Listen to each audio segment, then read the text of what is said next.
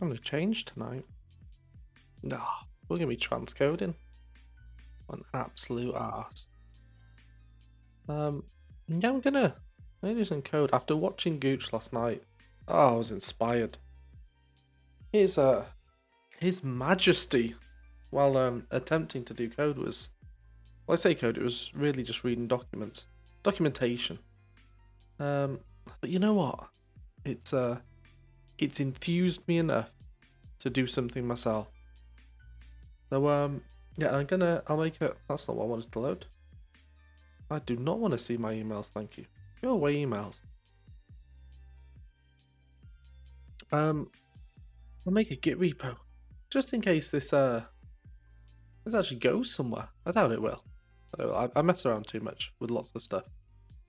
As yeah, I do a lot of stuff on well, most of them I haven't committed anything to recently. But I do stuff on the GitHubs occasionally. Been known to happen. So what should we call this one then? I'll make it public. I'm thinking about doing an autobattler. I didn't even know this was a genre, if I'm honest. I saw somebody on the Reddits posting something. I was like, wow, that looks cool. That looks pretty cool.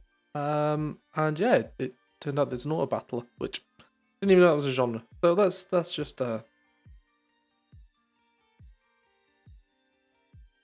like my snake case. Pretend I'm in the JavaScript world. Don't tell Kate that Kate hates JavaScript.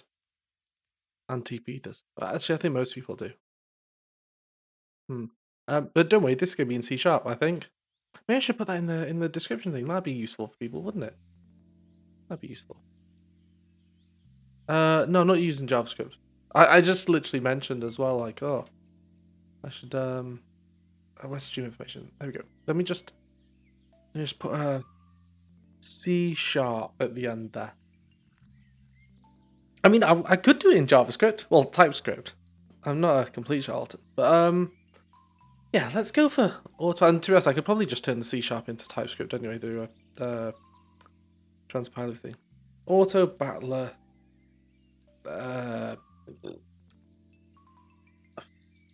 Stream.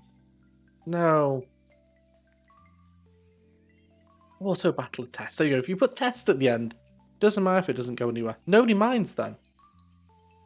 Battle kill 9. That's it. Battle kill 9000. Job done, chat. Thank you very much. And it's free.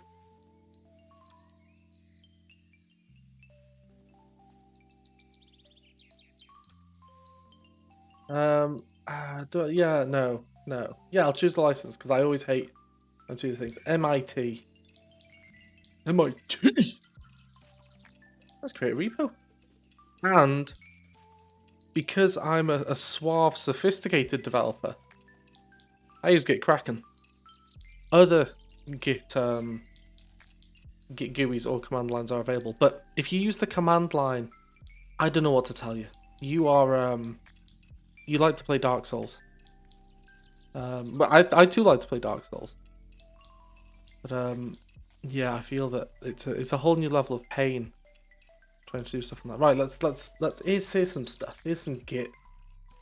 Git good, son. Let's clone. Let's clone from GitHub. Yeah, you can go to open source folder. What have we got here? What have we got? What was it called again? Battle Kill 9000. We'll put a Git ignore in, don't worry. Don't worry. Goodness me. People losing their mind over here. Battle Kill 9000. Make it so. There you go, look at that. Well, it's right there. Right there. Fresh. Rhymed. What do I need to do now? What the real devs do now? What do we do? Right, let me quickly make a file window. And let's go to no. That one, yes. Code. Open source. Battlefield 9000. Right, we've got a license. Real devs use a source folder. People. We don't just bung everything in here. We don't just bung it all in here like some random hobo that's just stumbled upon a keyboard. Source. Don't PM me. And we'll put a git ignoring. But because I'm lazy, I shall just go to one of these ones and go, hey git ignore, come over here. And let's pop that in. What was it? Battlekill 9000. That's the boy. Right, let's have a quick squiz in there. Wrong window. Right, what do we need to know? Bin, obj, packages. Yeah, all good stuff. Don't care about that. Yeah, remove that bit. Yeah, all looks good. Good and cool and good. Oh yeah, that was the. Do you remember we were saying about the CV? Yeah, there's a CV. Look at all that. Look at all that JavaScript. Tasty. Well, actually, that's HTML. But anyway, moving on. Let's close all that. Close just everything in there. No. Close all. No. Just in case I need to use Notepad++ and there's anything just slightly confidential in there. Don't want the old Twitcherlings. Twitcherlings? I always said Twitterlings, but we're not on Twitter. No. God, there's so... there's like 100 tabs open there. There we go. We'll put that over there. I'll minimize in case we need that later. Right, let's commit that. First commit. I did git ignore. There you go. That's what real devs do, right? Push that up. Boosh. Right now, I'm gonna need to make a project. Create new project. I was gonna use Rider. Should I use Rider or Visual Studio? I know that first. What do you want? What do you want, Kate? Oh, have I got Sublime? No, I don't have Sublime Text. Although, I would like to draw your attention to Draft Down. Now this, the fancy Markdown editor. This is. What have we got in here? This here. Oh, a fancy Markdown editor. Do you know what this is written in, Kate? This is Electron. Oh yes. All the electrons, please. Ah. Anyway, let's move on. I'll do Visual Studio. I've got ReSharper. You can code without ReSharper, but why would you? Why would you? VB? No. I don't often use this interface. That's the C# class library. .NET Standard. Yes. Next. You can move that wherever you want. I'm gonna move it anyway. Let me copy that though, so I know where to put it. And this is Battle Kill 9000 frame. I'm gonna go with framework. No, don't do that. Why would you do that? There we go. Now you create it, close it, and then open it somewhere else. BK Nike. Oh, I'll rename it. Don't worry. Actually, it'll probably be easier to just recreate it, won't it? BK9K. Don't worry. I'll learn from my mistakes. We'll close that down. Close that down. That's dead to us now. We'll do it again. Do it again with the real namespace. Come on, for goodness sake, over this side. Visual Studio. Urgh.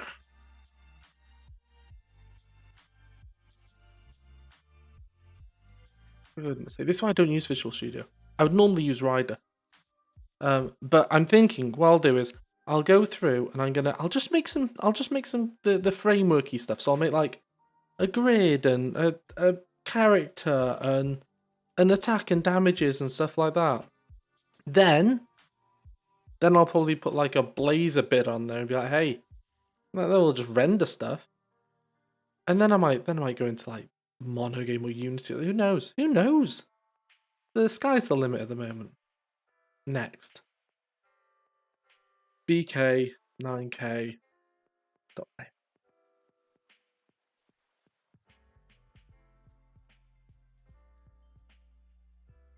Creating.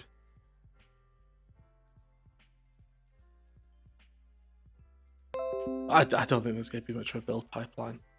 It would be like, I can make a batch file if you want. .NET space build space dot, whatever it is. Right, let's close that down. It's dead to us. We don't need that anymore. Let's go find it again. Battle kill 9000. Get another one. And we'll go to poof and that one there. And we'll put that in. No, close that down. In that. No. In there. Goes in the source. The repos I see for people who do C# and there's no source folder. It's just let's dump it all in there. Or Unity. Just dump it all in here. Don't do that. Nobody likes when you do that. And this one here will be BK and IK framework. Let's check that that's giving you the right. Yeah, no, what? No. Oh yeah, that's the SLN. Yeah, that's fine. It's the CS module. You can tell it's been that long since I've actually done some code. Believe it or not, I did used to code at some point, and then I just didn't. COVID hit, and yeah, no code for me. So anyway, let's load that back up in all Visual Studio. Unfortunately, my start menu is on the other monitor. There's no point me pointing over there because you're not going to be able to see it. But there's another monitor. Open a project solution. Code. No, that's Dropbox code. That's the wrong one. I want this PC. I want that one. I want code. Open source. There we go. There we go. I saw that.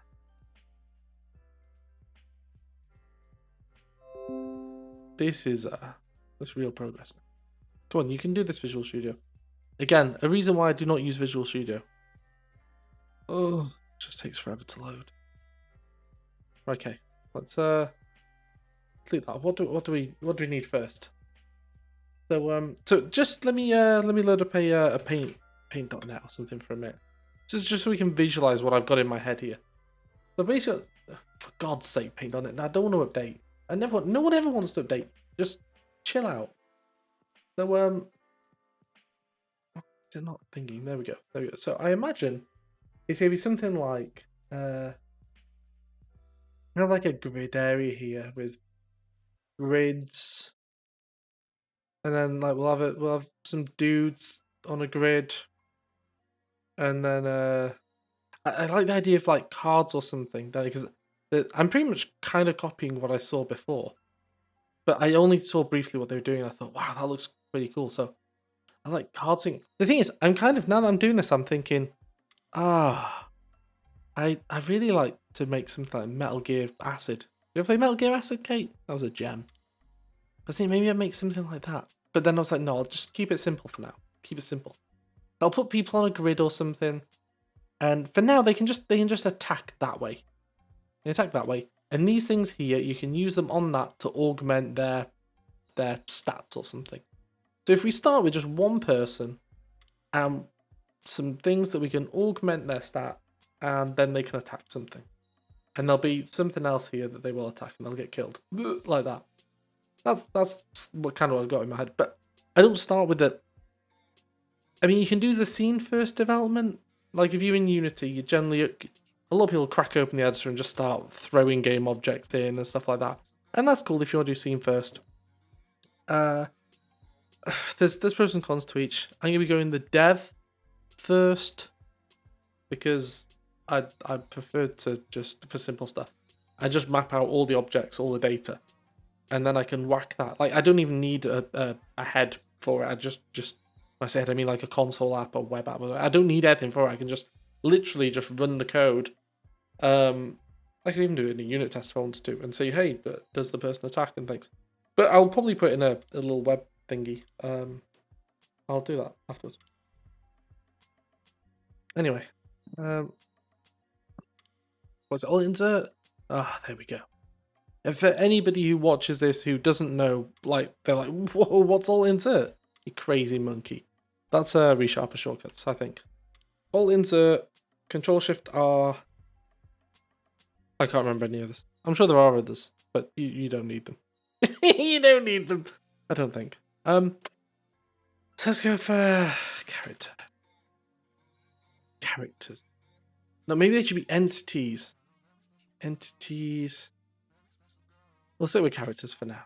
And we'll probably have a grid, won't we? Let's have a grid. Grids. insert. So what would character data look like? Or maybe you should call it unit. Unit. It'll be a unit, won't it? Because you might have multiple units.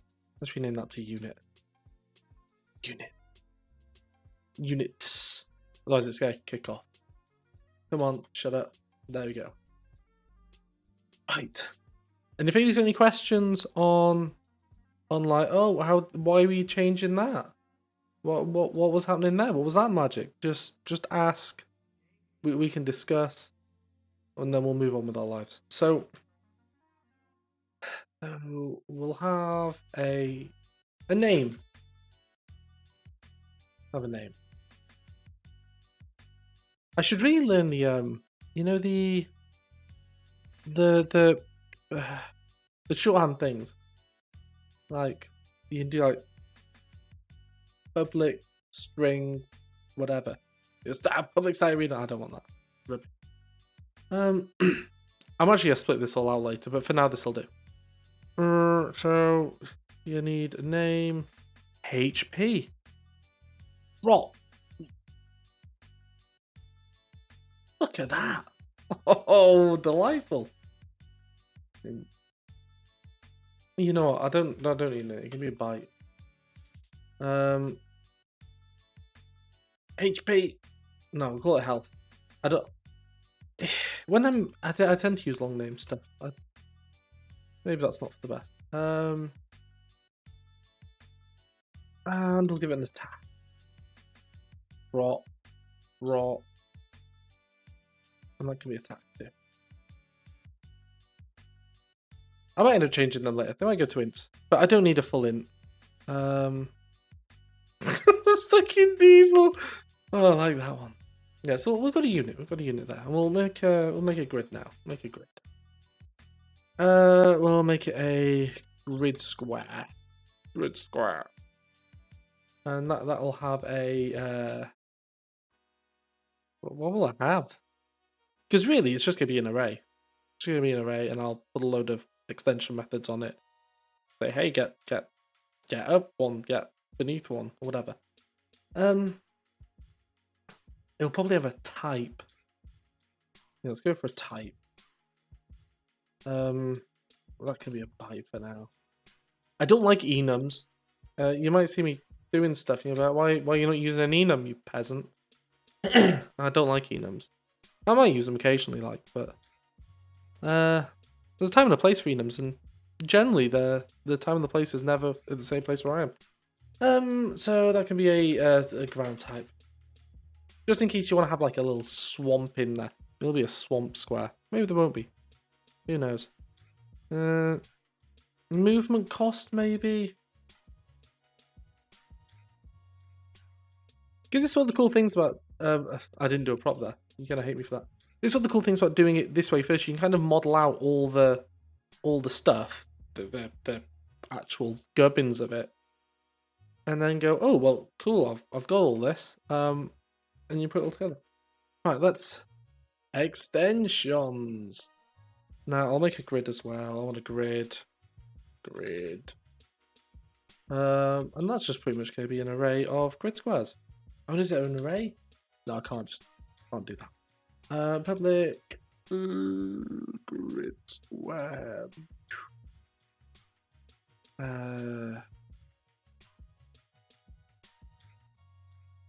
Squares. Oh no. We'll come back to that. It's always an F2 away. That's what I say. Is there a song like that?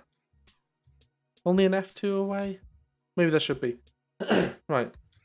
Now let's just add a new.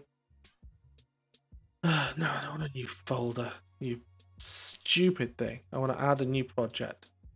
Give me a project. Give me a command line thing. Give me the old command console. Console.net Core. That's what we want. Oh, I really love the console app. I'll change this to something later. I'll probably delete this away. But bk9k dot playground. Please just give me somewhere to run stuff and see what actually happens. Now extensions on here. I'm gonna do what am I gonna do? What am I gonna do? Extension methods for the grid. Grid extensions. Now we could have a valid debate here on why don't we just put the methods in there. Come on, monkey man. Let's not have an anemic model. Let's whack it on here. And to you, I just say no. So let's get on with this. Now the reason behind that is that behind the scenes, when you're making a function, right, on an object or whatever, it's going to be allocating memory for that object. So even if you never call that function, it's only gonna be like 4 bytes or something. I can't remember what on the 64-bit system. Maybe it's 8 bytes. But it will be allocating your grid. Let's say I had actually let's get into it once I write an extension method. So let's make a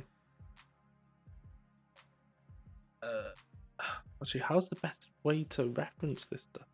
I don't know. I'll make it up as I go. Grid square.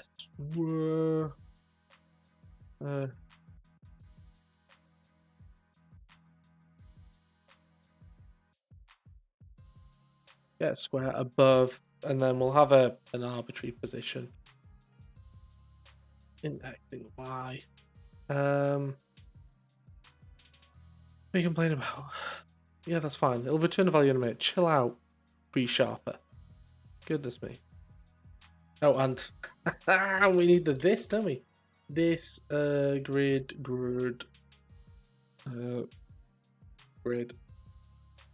Is that how I do? Did I used to do that? No, I didn't do that. That looks horrible. It's literally been a year since I coded. Literally a year. Dude, I was coding. I was doing React. Oh, I hate React. Sorry, Kate. Let's not get into that.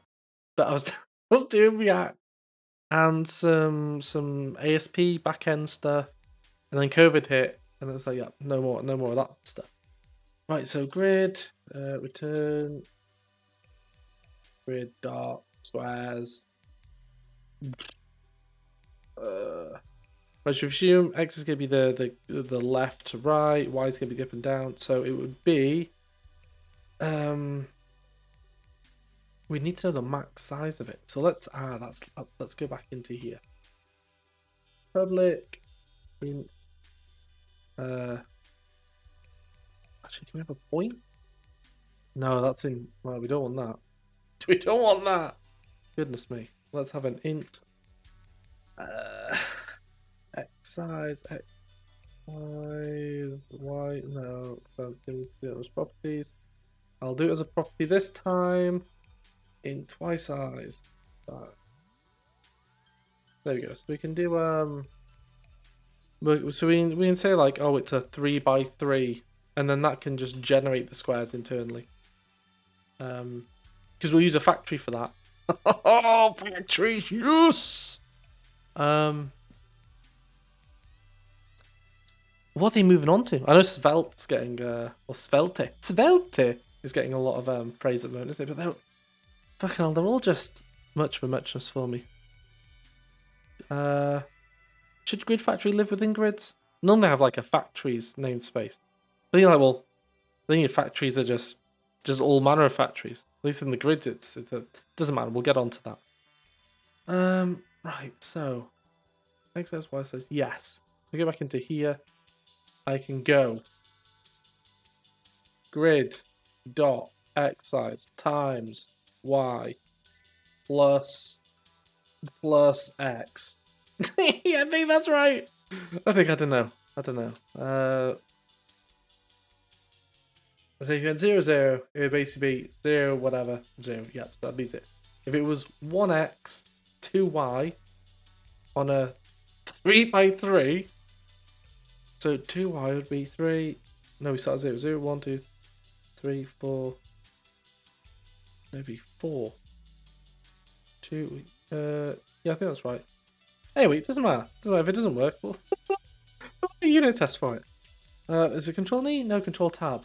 One of the. There we go. Control Tab. What's Control E do then? Nothing. Control E does nothing. Why would I press that? Yeah. So let's jump back to the whole Well, why would you use an extension method here? Why use an extension method where you could just lob that in the grid? Now, let's say that further down the line we decide, hey, I want to save my game. That's a crazy idea, right? Crazy idea. I want to save it. Now, really, I just want to have a data transport object which I can go persist, rehydrate, and if I've just got them as simple POCOs, by that I just mean I got into a debate about this ages ago. It's just basically a class with some. It hasn't got functionality. It's just got data members. It's just a pure data class. As long as I've got that, I can easily just shove that through any serializer I want, and it'll just bung it into JSON, binary, whatever format you want. So, if your functions in here, yeah, you can still do that. But the object itself, when it lives in memory, will have a load of pointers to the actual methods which are on them. And that's a slightly dirty. Whereas with this, it's just at the type level. And also it's separated. So you can opt into whether you want the extensions or not. So you might not want them. Whereas with the grid, they're always there. And also, I haven't touched interfaces yet because that's a pure data model. But later on when I use interfaces, putting them on an extension on the interface allows you to have that method on every single interface without having to tie it to the actual class. So you have many implementations still use the same thing via extensions. I know that we can kind of do that with the new .NET 4.75, whatever it was, which introduced the interface methods, but that just sounds wrong. I'm on the fence about whether that's a good idea, because interfaces are like the blueprint, they're not the implementation. I can see the benefit, but I don't like it. We can unit test. I'm dropping my seatbelts off at the moment. I mean, literally, this is. Sometimes I'll think, oh, I fancy making. I have a cool idea for a game, and then I just basically just shove something simple in there and go, I'm just gonna run this, see what happens. And sometimes it works, sometimes it doesn't. But once it gets to the point where I'm like, oh, are the people actually gonna use this, or oh, I actually want to verify that stuff works correctly, then I'll put some tests in. I mean, I can put some tests in if we want. I'm happy enough to go with consensus. Let me check my other libraries. How often do I unit test? Let's pick right. This is probably one of my more popular ones. Source. Do we have tests? Do we have tests? We have tests. Oh, look at all this. There's tests all over the shop. Oh, and substitute doesn't support ref returns. That's a shame, isn't it? Anyway, let's get off there. So, I think that's roughly around what I want. Right, unit health attack, yes. So in that way we can attack something, it can die. Yeah, that sounds pretty good. Right, so let's make a unit factory and a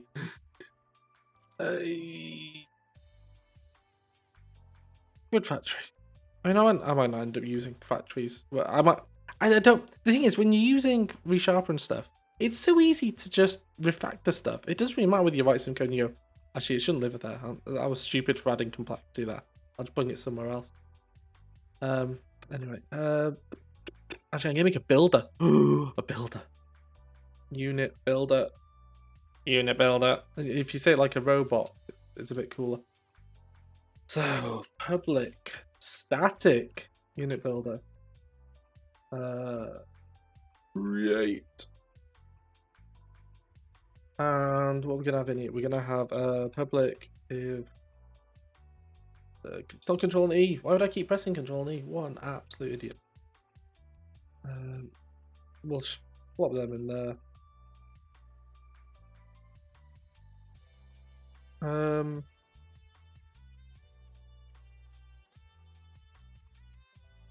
Turn new unit builder.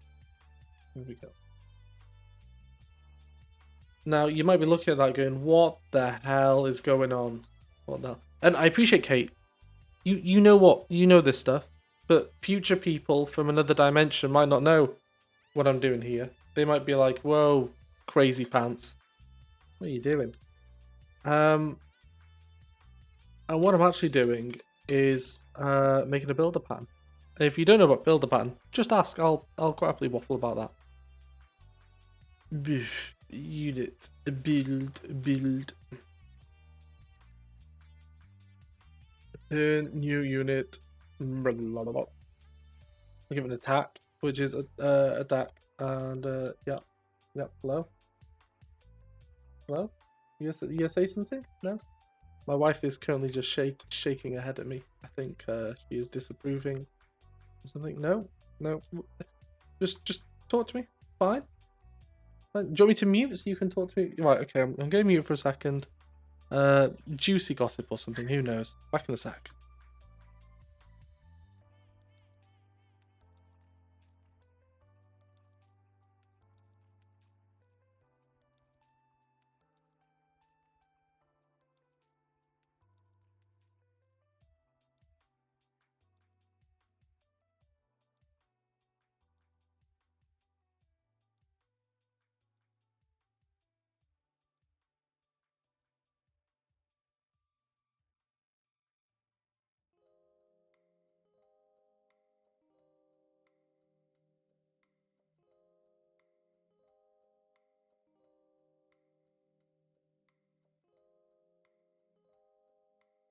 Right. Okay. So I don't know why you couldn't say it while I stream, but effectively, my lovely wife is watching other Twitch people, and she was basically saying that Twitch client or browser, whatever, is completely messed up, and it's making everybody sound like they're on helium. And then she came to watch me to see what I sound like, and I just sound like a total idiot apparently. So she's trying to work out how to record that so she can play that back to me later.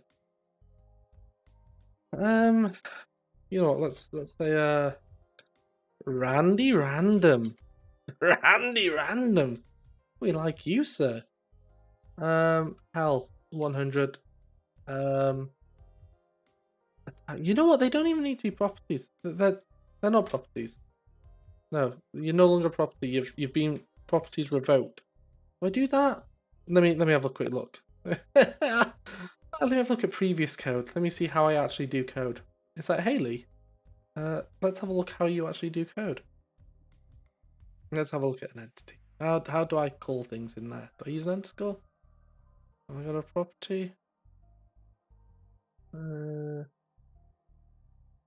Yes, see that. Oh, they're private. They're private. Okay, fair enough. Yeah, they can be private. No one's gonna. We're not gonna unit test a builder, are we?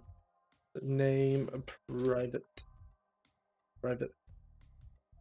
And it's funny. I mean, doing code, it's like riding a bike, really, isn't it? You once you know it, you know it. But there's because each language has its own pedantic, like, it's like when in Rome, isn't it? Everything has its own syntax, formatting, style guide, and everything. Oh, wait, that's gonna be underscore name. That's gonna be underscore attack. That's gonna be underscore health. There we go. And then we'll have unit builder with name string name. And this return this. If you've not seen a builder pattern before, that's crazy. Why would you return this? What an absolute oblong. But don't worry, it's legit, honest to God. Plus name underscore equals name. Now we'll just basically duplicate that a few times. Bloop, bloop. And this one can be with help. Int byte. It's a byte. Why would it be an int? It's not an int. Underscore health equals health. Byte with attack. And I'm being overly facetious with a lot of this stuff because I thought, well, if I'm going to be showing the wider world this nonsense I'm doing, I may as well attempt to do it like a winner, like a real champion. And the reason why the stream's called Development for Winners is because I wrote an ebook called Development for Winners, I think it was called that. It was something close to that anyway. That's it. Sometimes you do bite your cheek, or whatever, or bite your tongue, and you're like, oh goodness. But this, it's like I haven't eaten for a year, and now my mouth's moving. I'm like, am I going in the right direction? I don't know anymore. Anyway, that'll let us build a unit, and that'll be cool and good. I think. Let's make a grid builder. You know what? I'm half tempted to just jump rather than doing the console. I might just jump straight into making a webby thingamajig for it. Should we do that in a minute? I'm feeling it. Good, and this can be a grid factory. How customizable do I want it to be? Yeah, I'll make a builder. They can be really faffy and be like, set square 2, and then they can do whatever they want. Public static grid builder. As you can see, my monotone voice is that's when I'm just on autopilot typing stuff. New grid builder. Grid builder. Sounds like a Dalek. Also, you can do this. If you'll be all fancy pants, we'll be all, oh, we don't draw inside the lines. You can do that, but I wouldn't do that. I do this though, and some people don't like that. They're like, why do that when you can do it on one line?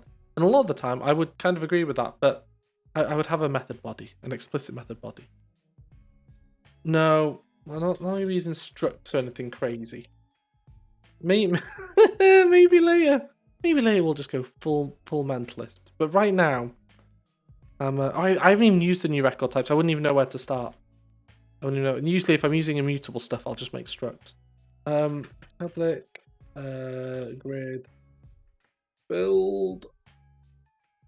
And again, you can make it just because I've got these builders doesn't mean you have to use these. You could just make a grid yourself, just new grid. No one's gonna shit the bed over that. But you'd have to populate it yourself, and that's where people might shit the bed. So what's a grid need? A grid needs all this stuff. Let's whack that into there. I could probably, if I was going to be really, really fancy, I could probably use the built-in new code gen stuff to generate these builders from the thingies. But I'm not doing that. Right, yes, X size, Y size. Actually, as these aren't properties anymore, I can just literally bung them in line like that. Oh, but can I then do? Yeah, is that gonna work? Do that as well. Wow, look at that! Clever C#. That looks hideous. But hey, it works. Private grid squares.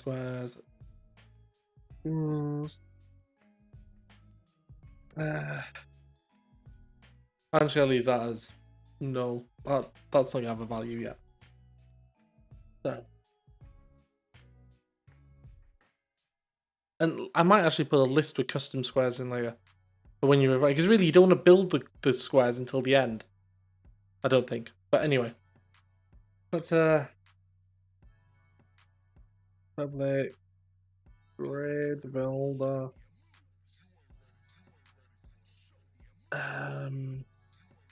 What's this one gonna be called? Well, my brain is just collapsing itself. With size. Int X size, int Y size. So X size equals X size.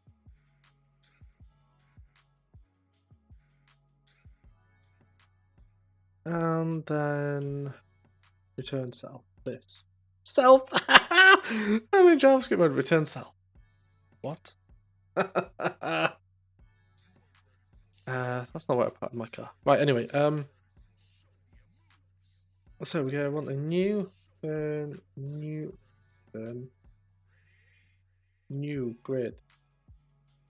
And the grid is going to be X equals X size, X size, X size, Y size, Y size. And it's going to be squares equals new grid square X size times Y size.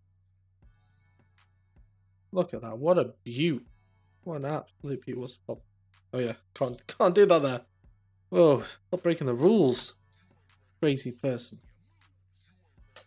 And then later on I'll have the ability to say, oh actually square 1 3 should be a big turd or something. Anyway.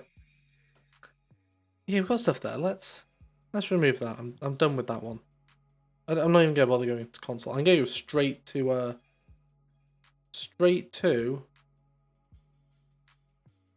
Blazerland. Land. Let's go to Blazerland. And normally, in a sane world, I would not be touching Blazer.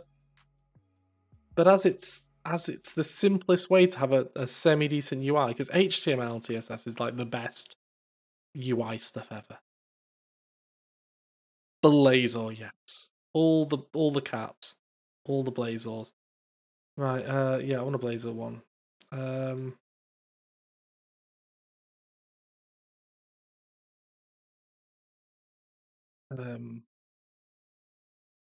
Web.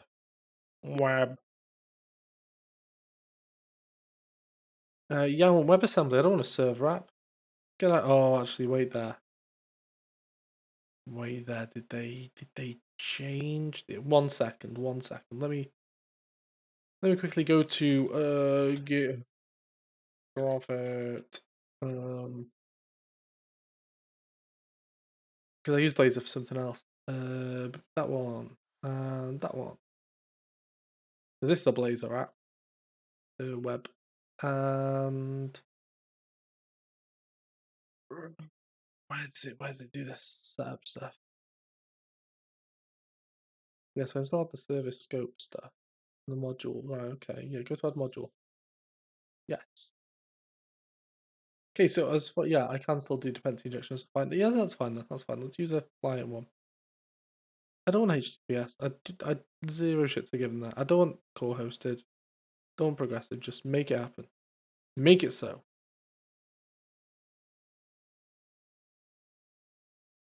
We certainly are.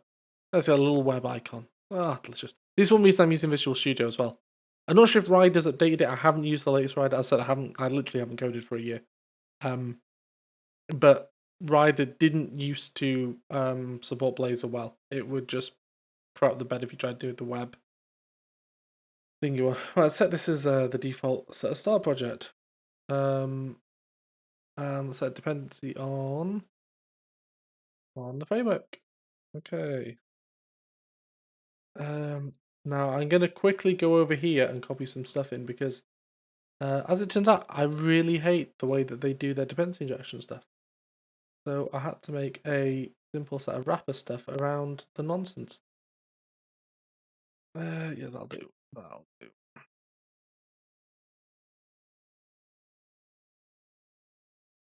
Infrastructure.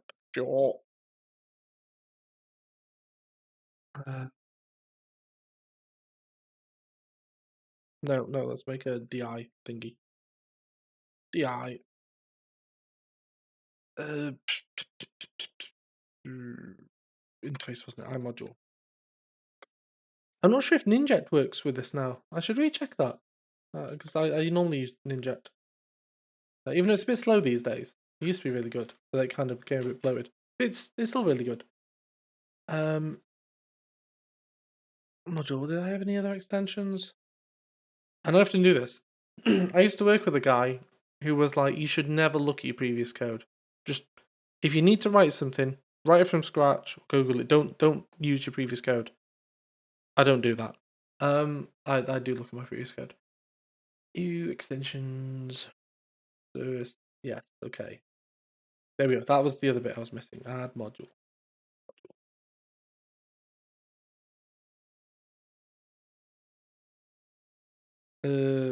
Bleh.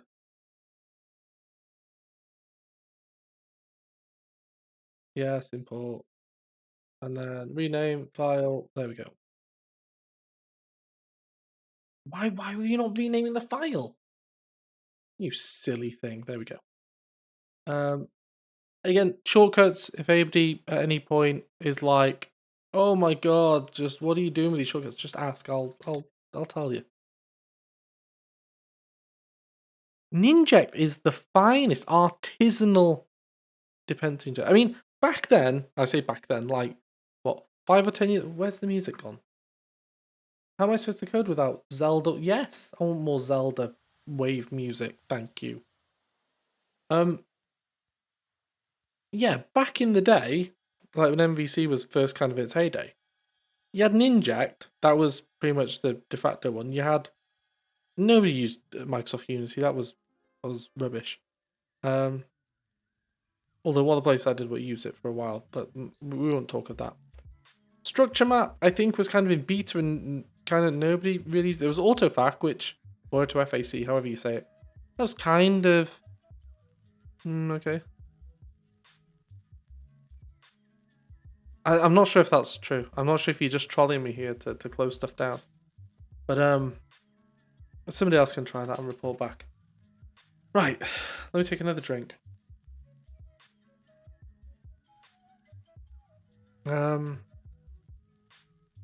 Right, so we got that bit done. Let me have a look at an example module. What do all my modules look like? No, don't. What are you doing? Stupid monkey operator. Right, let's go back to you.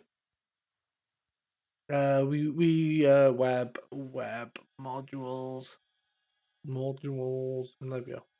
Add singleton. That's what we want. All the singletons, please. Modules and add a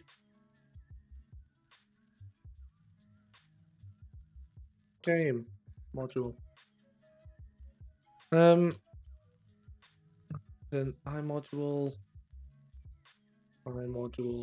implement whatever.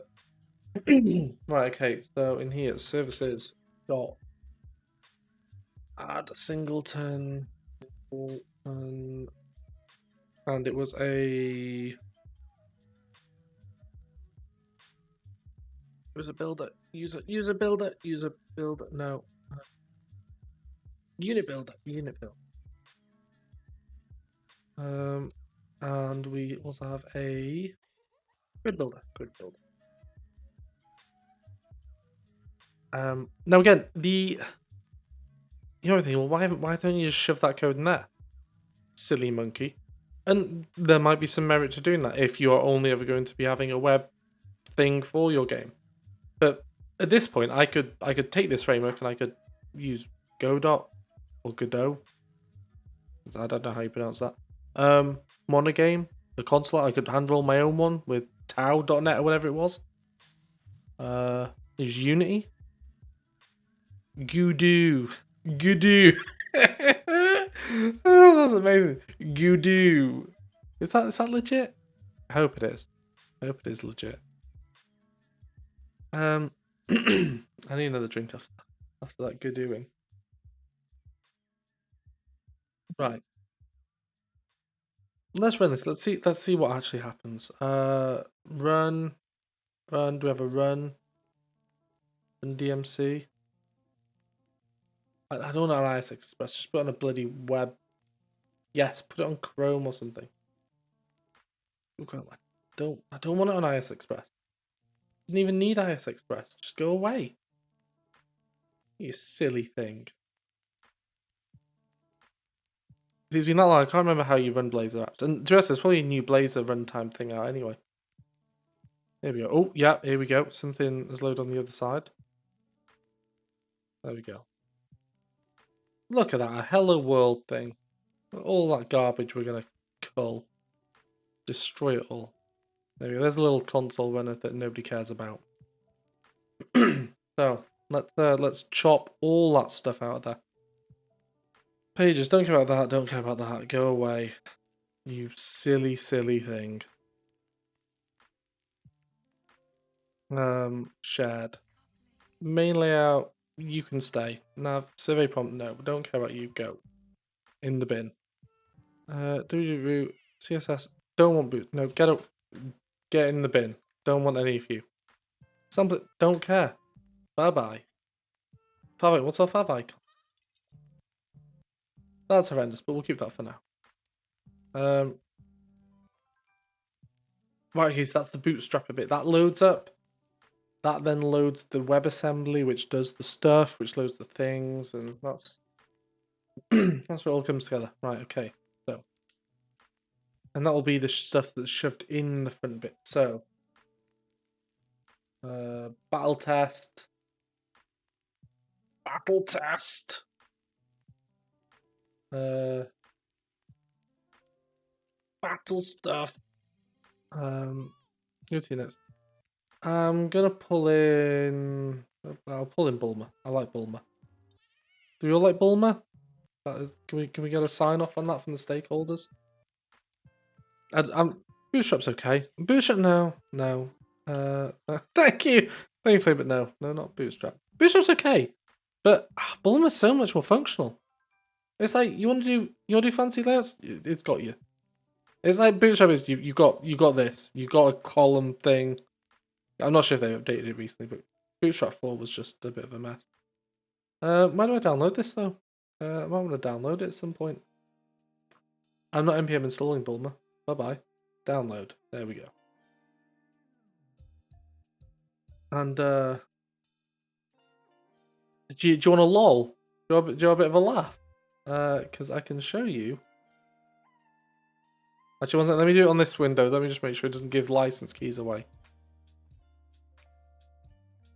Here we go. Look at this. Look at this. Single PC. I'm the person who's bought WinRAR. Thank you very much. Let's go back to this. Let's go back to this. If it wasn't for me buying it, they'd be out of business. Yeah, 100%. 100% bought it. I'm a business. I've gotta buy goods for the business, right? Right, let's go to the web. What was it? The root. Put Bulma in there. I'll put that in styles. Assets. Assets. We'll put Bulma in there. Go away. Go away. There we go. Move in there. Right, well, so far so good, right? Now I just need to remember how to actually use Bulma. Give me a layout. Give me a like, hero. No. Hero, yeah, let's have a hero. I don't want a fancy hero thing. Just give me a goodness sake. Give me a container then. I just want a body. I just want a hero body. Hey, there we go. Yeah, that's what I want. That one there. Thank you for that. Thank you for that awful design that you've done there with the side bit. Right, that'll do. That'll do. So if I go into here and I'll plop this in here. And we'll put title, battle test, and battle stuff. And we'll remove all this with it. Cool and good. And you might be thinking, well, why are we just? I've got 7-zip as well. Just for the record here. Just for the record, 7-zip. I've got that too. I got that too. So let's not read into it, Kate. let's not do that. I have 7-zip and WinRAR. You can never be too sure. Why? Why one are you gonna have two? Oh, that's very enjoyable. Right. Assets. Bulma. Not Bulma Bootstrap, you stupid thing. And what have we got? Bulma. No, Bulma.sass. Get what? CSS. Dot Bulma CS. Right, I'm gonna go in there and just cull a load of stuff. I mean, actually, you know what? I'm just gonna use a CDN, CD, whatever. CDN, Bulma face.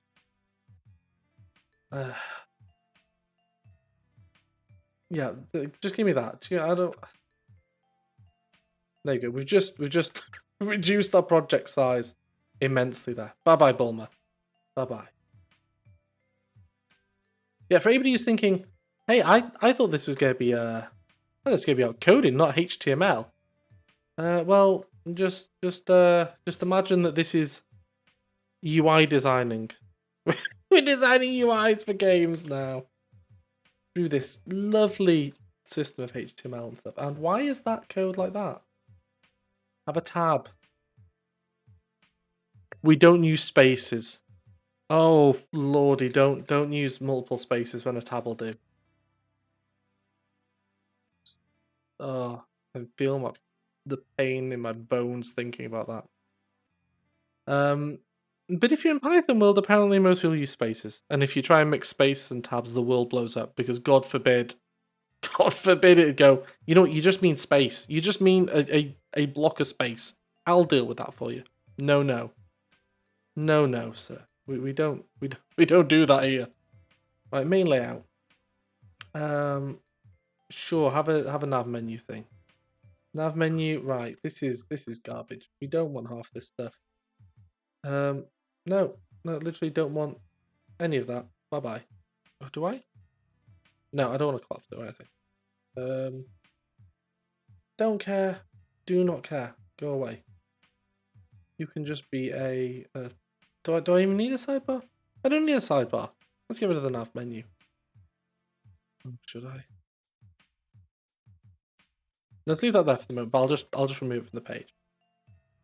I'm not gonna bother with the nav menu for now. Well, it's gone. Dead. Can I reload this? Where's the actual page with the thing? Oh, it closed it, didn't it? There's build errors. Oh no, I don't want to do that. Yep, just go away. I don't care about this class and unclick stuff. No, there's no unclicking to be done here. Go away. Control Shift B. Exactly. It's the tab key. If I wanted a key for 4 spaces or 3 spaces or whatever arbitrary number they picked, I'd do that. And also, if you were to like reload it Notepad++ here, yeah, sure, reload it, whatever, and I go, no, silly thing, go back. Right, put 4 on that. If I go to the look, that 1, 2, 3, 4, 1, 4 bytes, 4, 8, 16. I think so. I don't know how many bytes. Assuming this is ASCII or whatever. I think it's 4 bytes, I think. Just why would you do it? Why would you do it? I'm not opinionated. I have opinions, but I'm not opinionated. But when in Rome, eh? When in Python land, do Python stuff. That's what I did. Didn't like it, but it worked. Well, this is what we've got now. Battle test, battle stuff. Yes. I don't care if there was an unhandled error. Wait, shut up. Why is there an about? Get away. There's no about page. You just try and make stuff up now. You know, I don't even need to see that. I don't even need to see the error. If there was an error, don't care. Literally don't care if there was an error. Actually, I'll leave that in. I'll leave that bit there. And I'll just put that. Don't care. Don't want to see it. Out of sight, out of mind. That's what we say here. Right, what am I doing now? I'm going to the index main layout. Don't want about. Go away about page. Just the body. And to be honest, that's the thing. Right, okay. Let's rewind a bit here. Copy that. Go to the main layout. Poof, that bit goes in there. We remove, what was it, just at body. Remove this. At body. Job done. Hop back over to this one. Bish, bash, bosh. The job is done. And because I'm not a complete gibbon, I'm going to put that in a div. Because, I don't know. It just doesn't look right if it's not rooted somewhere. Let's try that again. Let's you the one? There we go. Oh, no, that's not right. That's not an about. You silly thing. I don't know. I click on that. That's not even included anywhere. Right. So it does need a rerun. Needs a rerun. It does, and it frustrates me whenever I do ML stuff, which is going to be in Python. I have done some Keras.net, and that was okay. It still hooks into Python anyway. But I just physically get, I can feel my innards just going, why? Like, just don't be so pedantic about stuff Python. And people are like, oh, Python's amazing. It's so easy to learn. Well, it is, but it's just what at what point do you go, well, actually, indentation is a syntax structure? It's not. It is in Python, but it's not anywhere else. I'm sure there are other languages. Somebody's going, oh, waffling. And this other language, it is a valid syntax structure. But I really don't care. Most mainstream languages, it's not. I feel like you're having a dig at Node there. And I'd like you to kindly take your node criticism and put it in the node criticism bin. Well, that's the other thing, right? So yeah, virtual environments there. And this is one thing that I got into a discussion with some of the ML guys when I was asking for help. Because I'm not a mathematician or a statistician or anything related to that. So I'm like, hey, you guys know math and things. Please help. But I know code stuff, so I can do the code stuff. I just need help with the other stuff. And they're like, oh, you want to make sure that you've got a virtual environment set up. If you haven't got that, we're not going to help you. It's like, look, I'm not going to set up a virtual environment and stuff. I can do. I've got PyCharm. I can set that up. It's not a problem. But regardless of what version of, let's say that I've got a version here. I've got an environment for TensorFlow 1, and I've got an environment here for TensorFlow 2. It doesn't matter because I've only got one CUDA driver installed, and it's going to shit the bed if I try and run the wrong CUDA driver with the wrong environment. So it's like, well, it's all well and good them going, the TensorFlow 1.1 works with CUDA driver 5.0, and the 2 version works with 7.3. And it's all well and good me having Python virtual things for that, but I still got to have the right CUDA driver installed to run the right one. And I'm not happy swapping that. So it's kind of like, it's like an arbitrary layering. Like with Node, you just go npm install. That's it. Everything in that folder is your project. Well, it might not be great, and it's a black hole. It's self-contained. The environment thing's kind of like an abstracted level on top of the Python bit. So unless you know to look for it, you don't know what environment you're in. So it's a bit crazy. Right, but we do C# here at the moment anyway. I might do some TypeScript later for you, Kate. Probably won't. Not tonight. Goodness me. Right. So let's make a game board thing. Game board, and we'll have that in components. I think components is a known. Eek. Stop. Is the music gone again? No. Very quiet. Come on, give me some music. So quiet. There we go. Promise, if I put it too loud, something else will play and it'll be well loud. Let's not get into that. Components, and in there I want. What's the thing for a component? As you can probably have seen by now, my memory is pretty much like a sieve. So rather than remembering all this stuff, I just go, you know what, I've done this before somewhere, and I just go look at that. So, right, we'll have a page for. Actually, we'll just do it on the index. The index can do. I think was it at code. Bleh. And we want a. What did we call it? Grid board? Grid.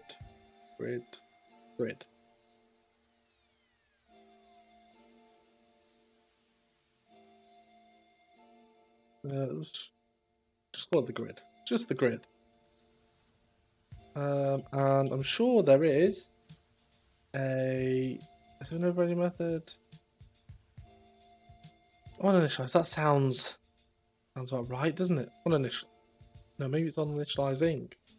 Is there one of them? No. What is the life cycle? Let me have a look at one of the other ones. I keep loading that thing that I don't want that. Go away. I was hoping Gooch should be on by now. Exit mail bit. Go in the bin.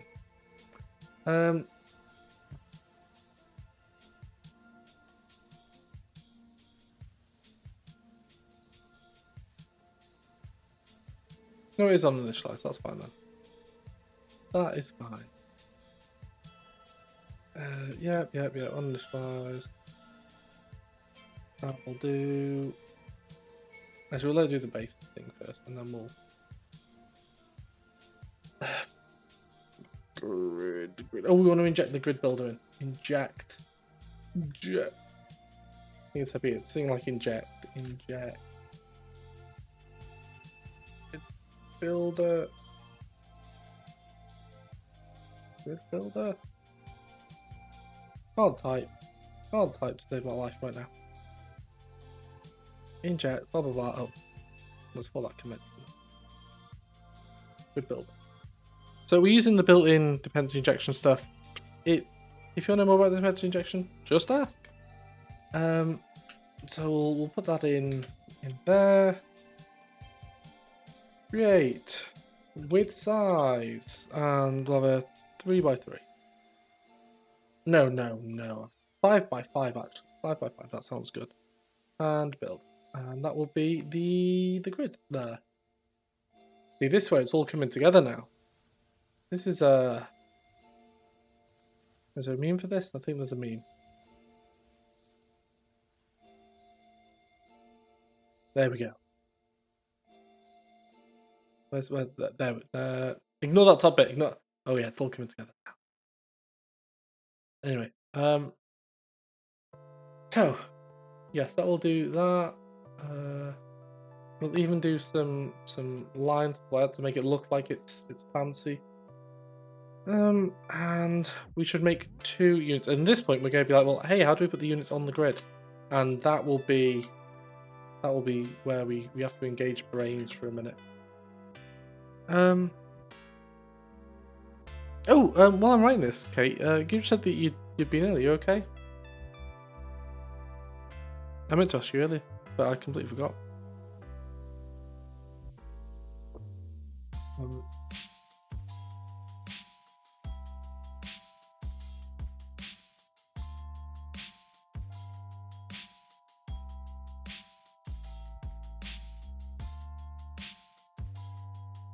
I should use prop. I need to program myself to do that.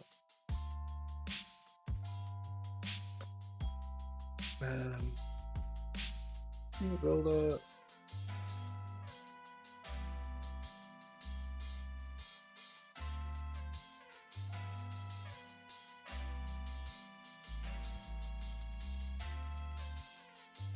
Oh yeah, you did say you're going for the job. Yeah. You have the worst of it now, though. Saying that, you actually had it though, right? Did your body not get like natural immunity? You'll get like a lifetime buff. I don't know.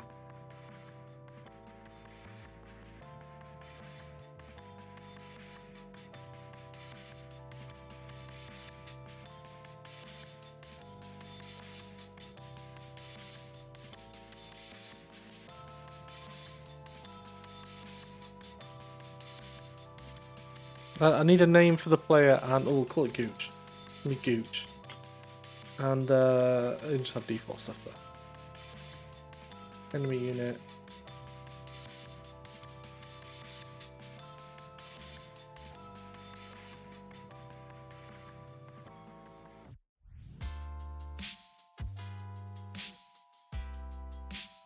We'll give them an attack of like 5, but you feel good when you're going to win.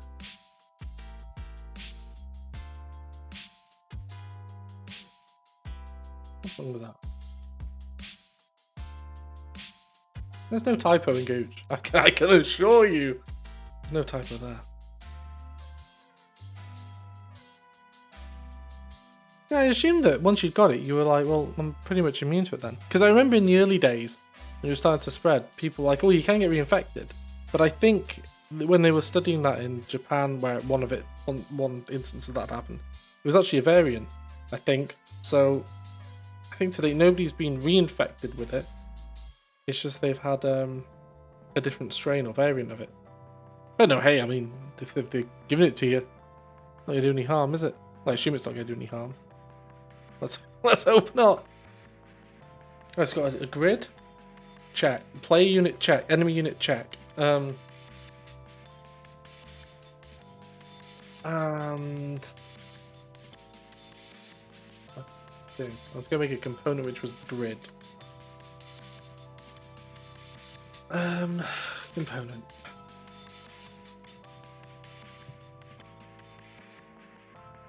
Game grid. And that's just going to be a div with some columns. I have to think about this a bit. They need to do a 4 each. 4 each. Actually, no, I'll come back to that later. I'll come back to the grid bit.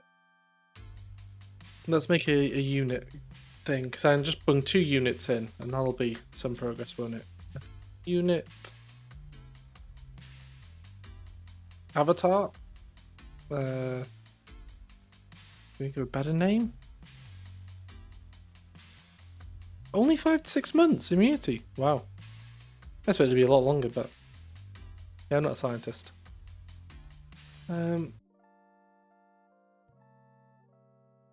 Let's call it unit avatar. Let's make it a divvy thing. Let's go to Bulma. Bulma and what elements have we got here?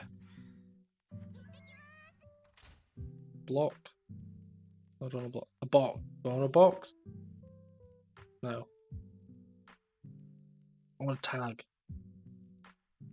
Yes, it can just be a load of tags together. A load of tags in a div. Right.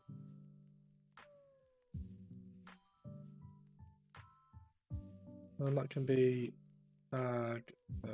What was it? Info is info. Yeah.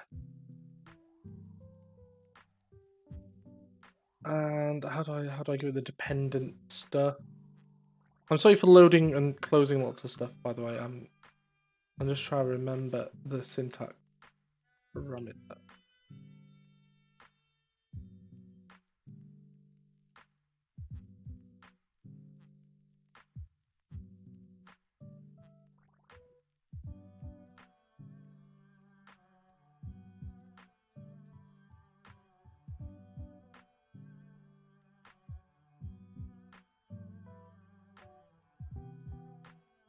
That'll be is danger. Maybe unit health. And then is what can I have for the attack?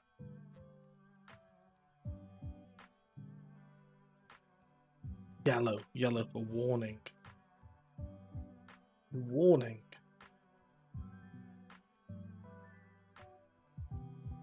And I'll probably kick off, so I'll do the to string.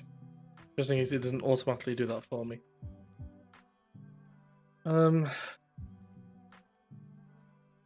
there we go. That's that done. Let's pop back to the other one. No, not that one. Index, and we'll just bring these 2 on there now.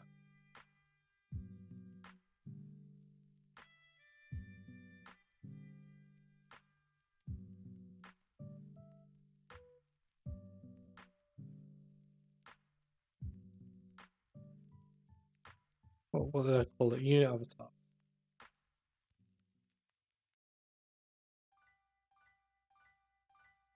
Oh, I'm sure there's a using thing, so import. In there? No. Where is that? No. Program? No. It's in there somewhere. can guarantee that. That's a bit loud now. Turn you down a bit. There we go.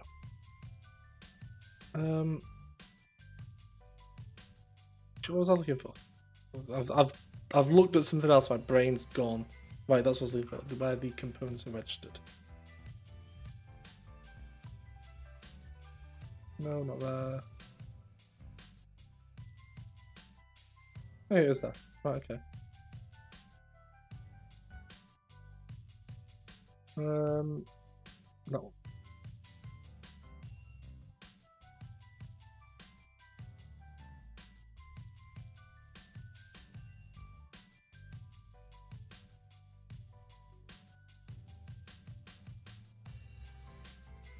Well, yeah, that's fine because they're all under components at the moment, so that'll do for that. Go back to index. Unit equals play unit. I think it needs to be an app. And we'll have a enemy unit.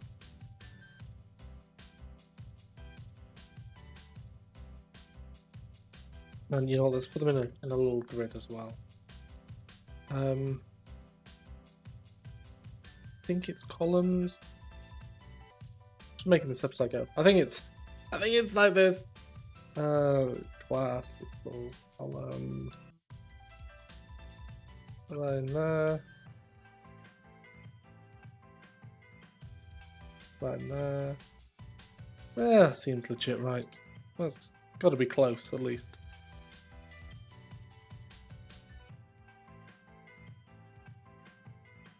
Right, so assuming this has all gone right so far, we should have something which says the details for the players. It would be Gooch with like 10 whatever, an enemy person with attack 5. Let's I don't care about your little reference exception. If the ID is blowing up, you know stuff's bad. Let's have a look. Yo, it might just blow up for me.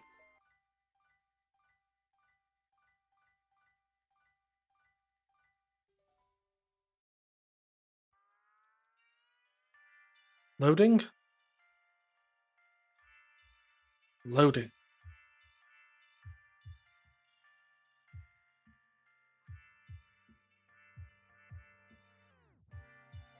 I'm pretty sure that's how I structure the syntax for it.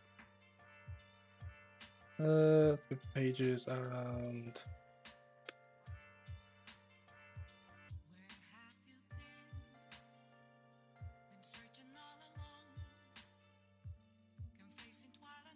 no, right, no, I don't need the art. Don't need the art.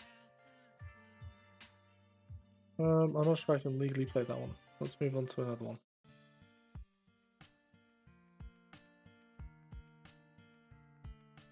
Let's go to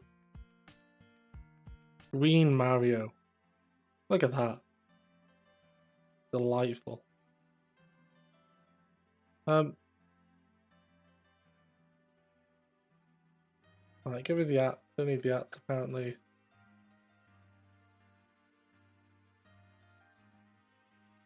Oh, also one thing to look at.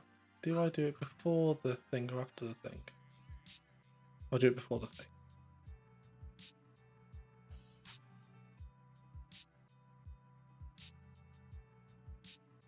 Done. And no, shut up. Yeah, I'm very disgruntled that Gooch hasn't come on. You should have seen it yesterday, Kate. It was amazing. It was the best AWS documentation reading you've ever seen.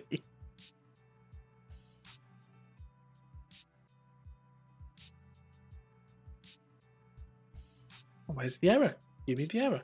That's not the one. Where's the 10, 12? There we go. Give me the what's the called? Yeah, of course. Unit builder. No registered unit builder. Of course there is. Of course there is. I haven't included it yet. Of course there is. Right. Builder.services.add module. New game module. There we go. And that was using all the extension stuff that were what, a little green? Oh, because of that. There we go. Now it will be there. Totes amaze.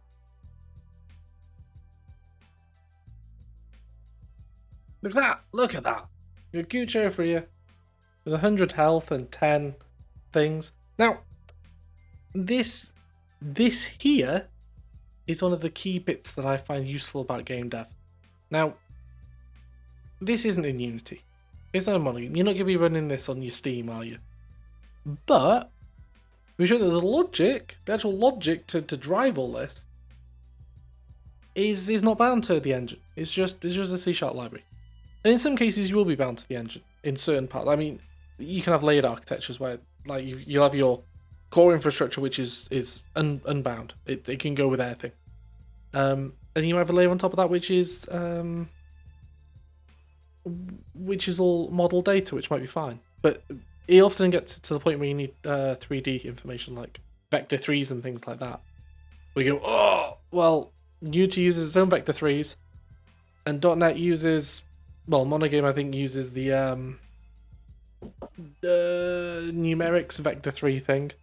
Oh, I need to support one of them, right? I mean, you could build your own struct, which is a vector 3 if you wanted to, and then map between them. But that's a bit of pain. And in all honesty, I'm not sure off the top of my head whether that's going to accrue more memory usage or not. Because with structs, they're only generally there in the lifetime of the stack. So if you were to go, well, I'm going to make a new vector here and I'm going to transfer it over there, as soon as your other one leaves the stack, the memory should be freed up. I'm not too sure. But anyway, that's one benefit of doing that. And that's why I've explicitly gone with a web thing, because it's going to be easier to just bung stuff on the screen. And let's have an attack button. Let's have an attack button and make them attack each other.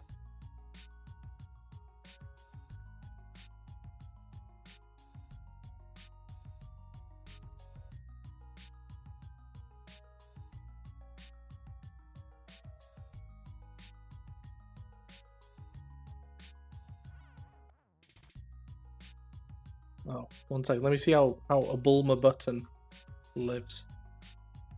Life as a button.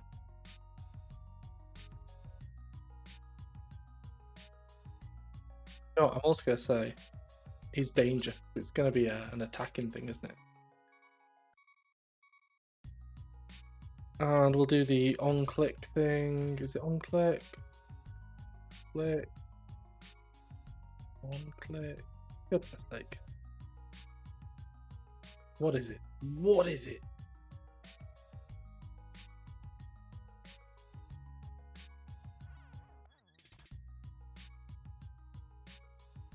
Nothing on click anywhere? Right, let's just Google it. Laser on click.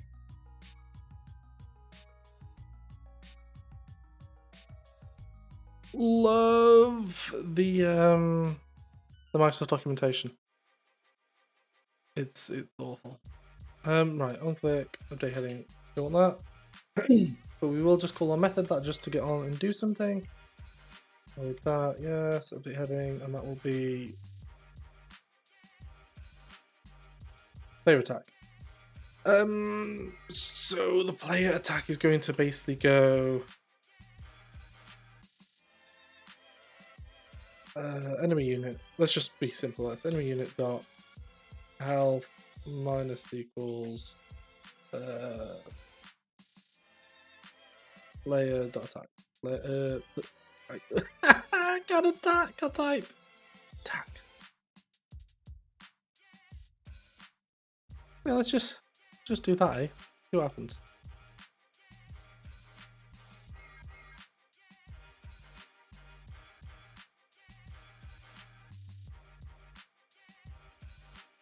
Oh, look, his health's gone down. Look at that, lovely. Lovely, lovely. There we go. Oh! Oh! There was a bike there. Overflowed.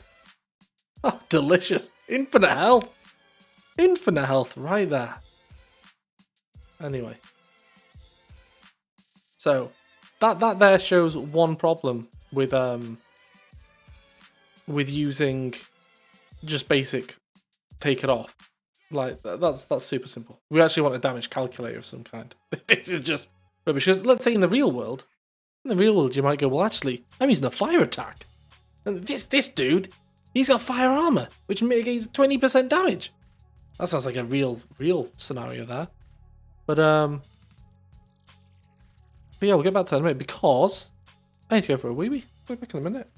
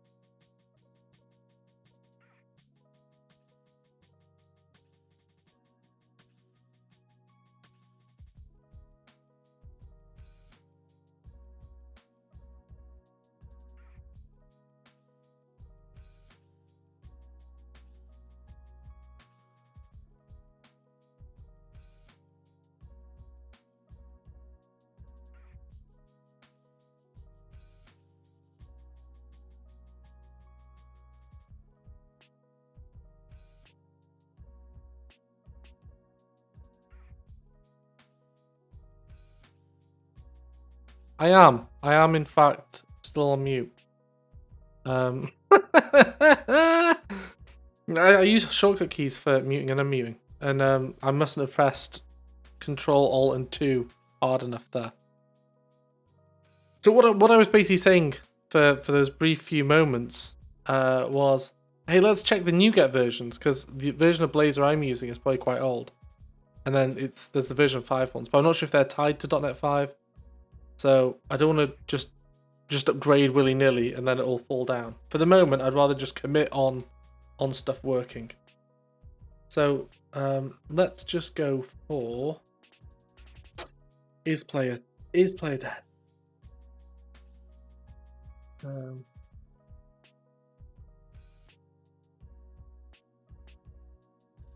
think it's clever enough to know that that should be a read-only property. Player unit dot how what's the 0? Actually, you can't read less than 0 because it's a byte. Let's just say equals 0. Done. Is enemy dead? Is enemy dead? Enemy unit dot. Actually, you know what? You know what, people? Let's make an extension method for this.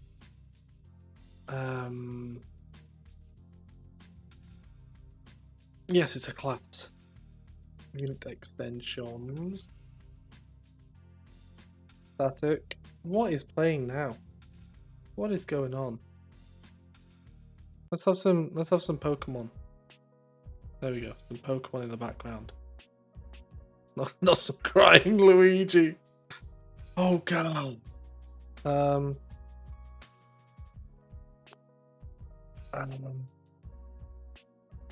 Right, so I want is dead.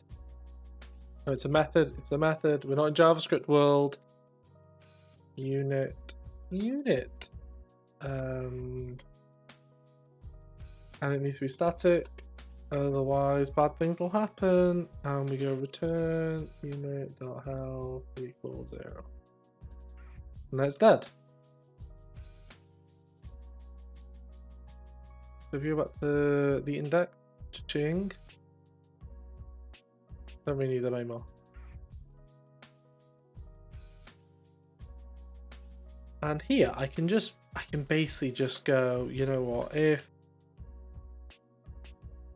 player unit dot is dead, he's not dead, show that. If it's not dead, we want to see this. Yes, that. If it is dead, we don't want that. Can we do an else? I'll assume it can do an else. I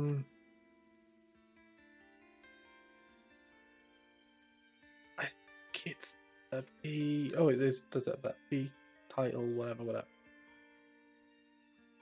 Instead of title, I can do is 6 or something like that. Oh yeah, sorry. Title, maybe subtitle. Subtitle is 6, 5, 4, 5. Player's dead.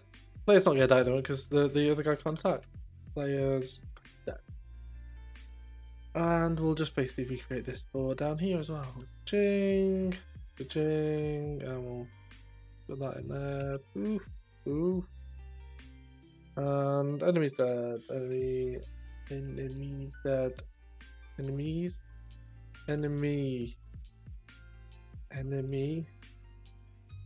dead. Enemy is dead. Player's dead. No, you wouldn't say player's dead like that, but you would say player's dead. Does it have an apostrophe? These are the real questions, aren't they? Because an apostrophe implies ownership or a missing letter. In which case, yeah. Let's go with that. Somebody who's grammatically better trained than I can come in and tell me I'm wrong. And how do we do the text? Text. Typography, text colors. Oh, is size 5. If it is size 5. I was close with it is 5.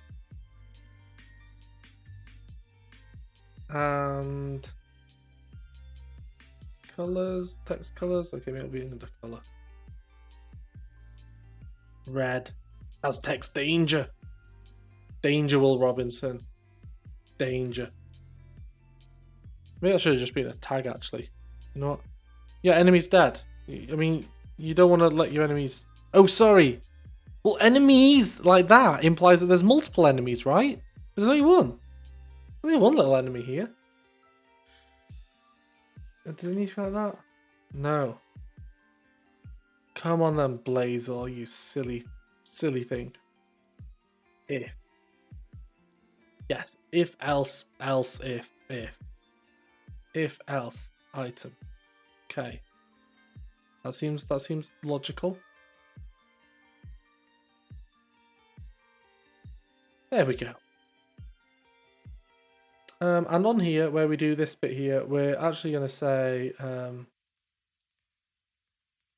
if enemy unit dot health blah blah blah.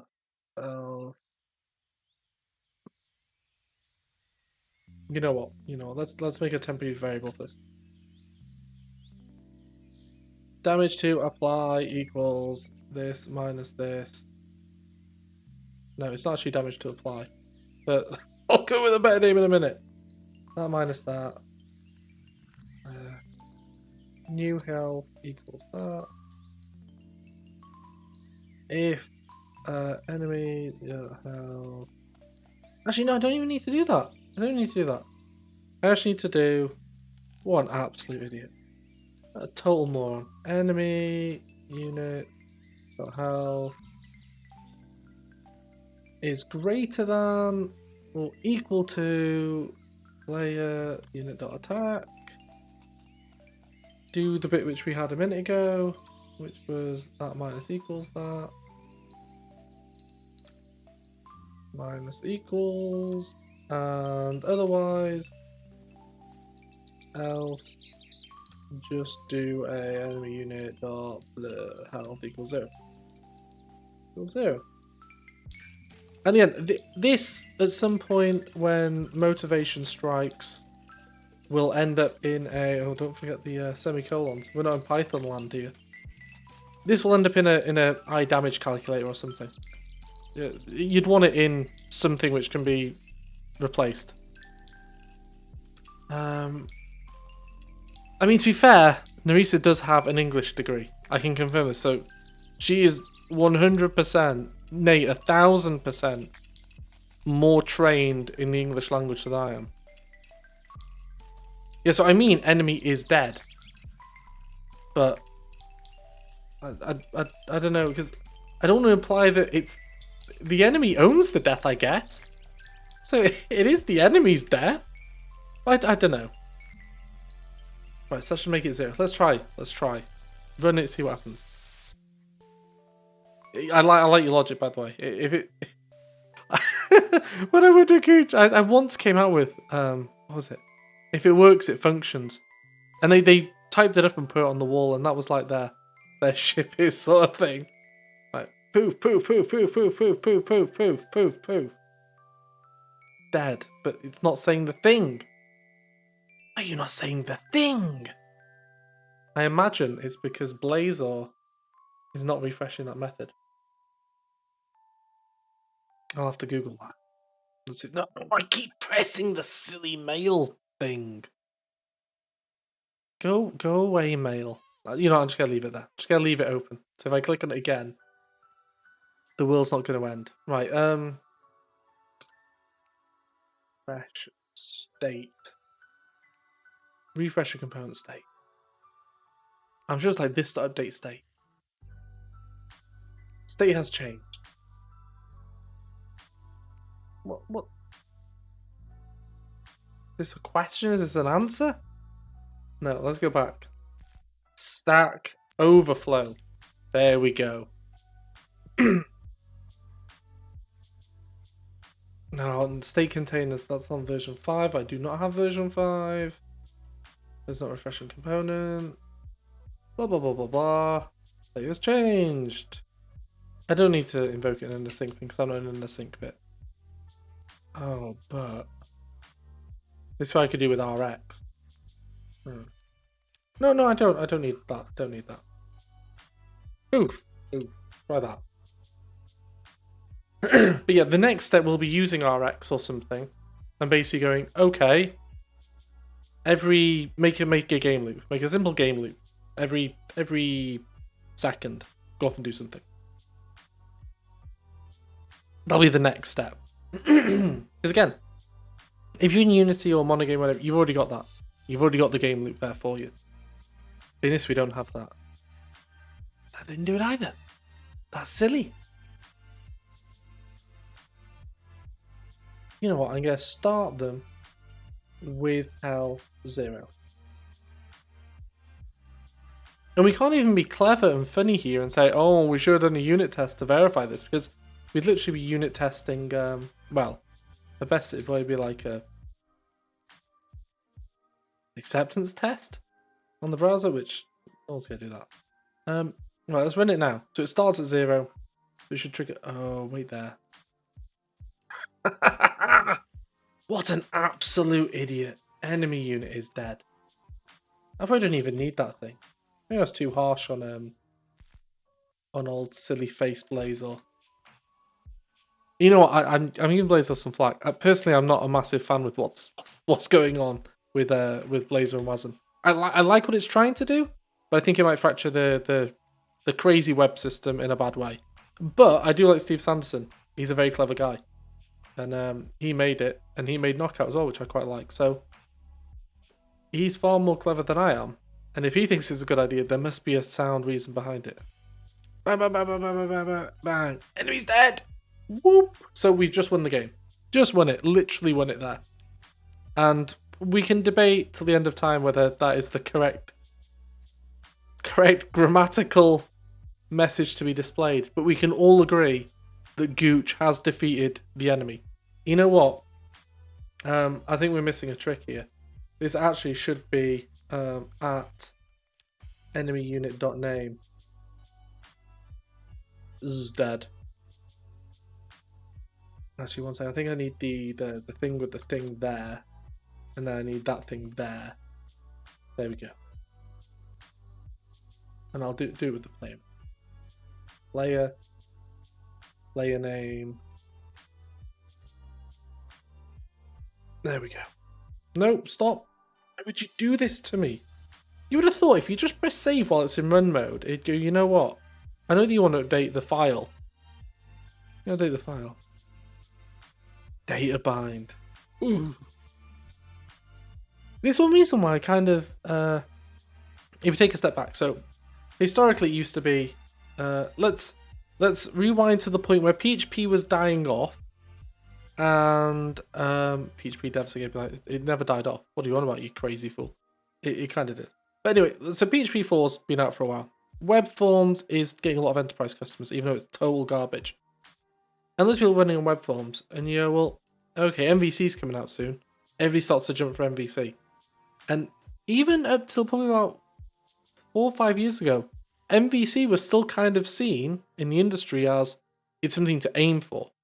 I mean, a lot of greenfield projects and stuff would start on MVC, but even then, a lot of enterprise people were going, you know what, we want to keep these web forms bits for a while. And there's still lots of web form stuff out there, but they were moving towards MVC. Most people now are on MVC, but they were moving towards it. Then came the era which is where I personally was like, you know what, I don't see the value in MVC. Controversial there, I know. But it was like, well, your MVC literally, when you got a rich client like Knockout, because Knockout was basically when the game changed. Knockout and Angular 1 was when people went, hey, this JavaScript stuff can actually do something useful now, rather than just snow effects. And at that point, you were like, well, okay, I've got I've got my models in the client side. I've got it all doing dynamic, fancy updating of stuff. Why do I need an MVC layer? And that's a very valid question.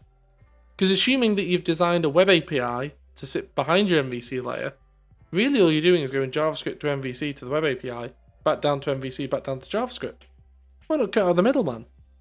So these days, SPAs, or single page applications, I can see a lot of merit in that. But you do have cause issues and loads of other issues with APIs. But anyway, that's web stuff. We're not doing web stuff here. We're doing a simple auto battler game, maybe, question mark. And people don't make games with HTML and CSS. So ignore what you're seeing here. This isn't a game. This is a web page, which is it's masquerading as a game. Oh god, right, anyway. Enemy person's dead. There we go. See, I mean, let's just assume that I'd whacked this in Unity. It probably would take me double the time to have this thing happening, but the fundamental aspect of a game is the same here. This person is attacking that person. We haven't got any fancy IKs and animations, but it's still the same basic functionality happening behind the scenes. And that's what the key things. That's what separates the winners. That you're building functionality. You're not directly fudging it into the scene and stuff. You're not making game objects which all have complex logic and crazy trees. You're just kind of going, yeah, sure, the Unity level.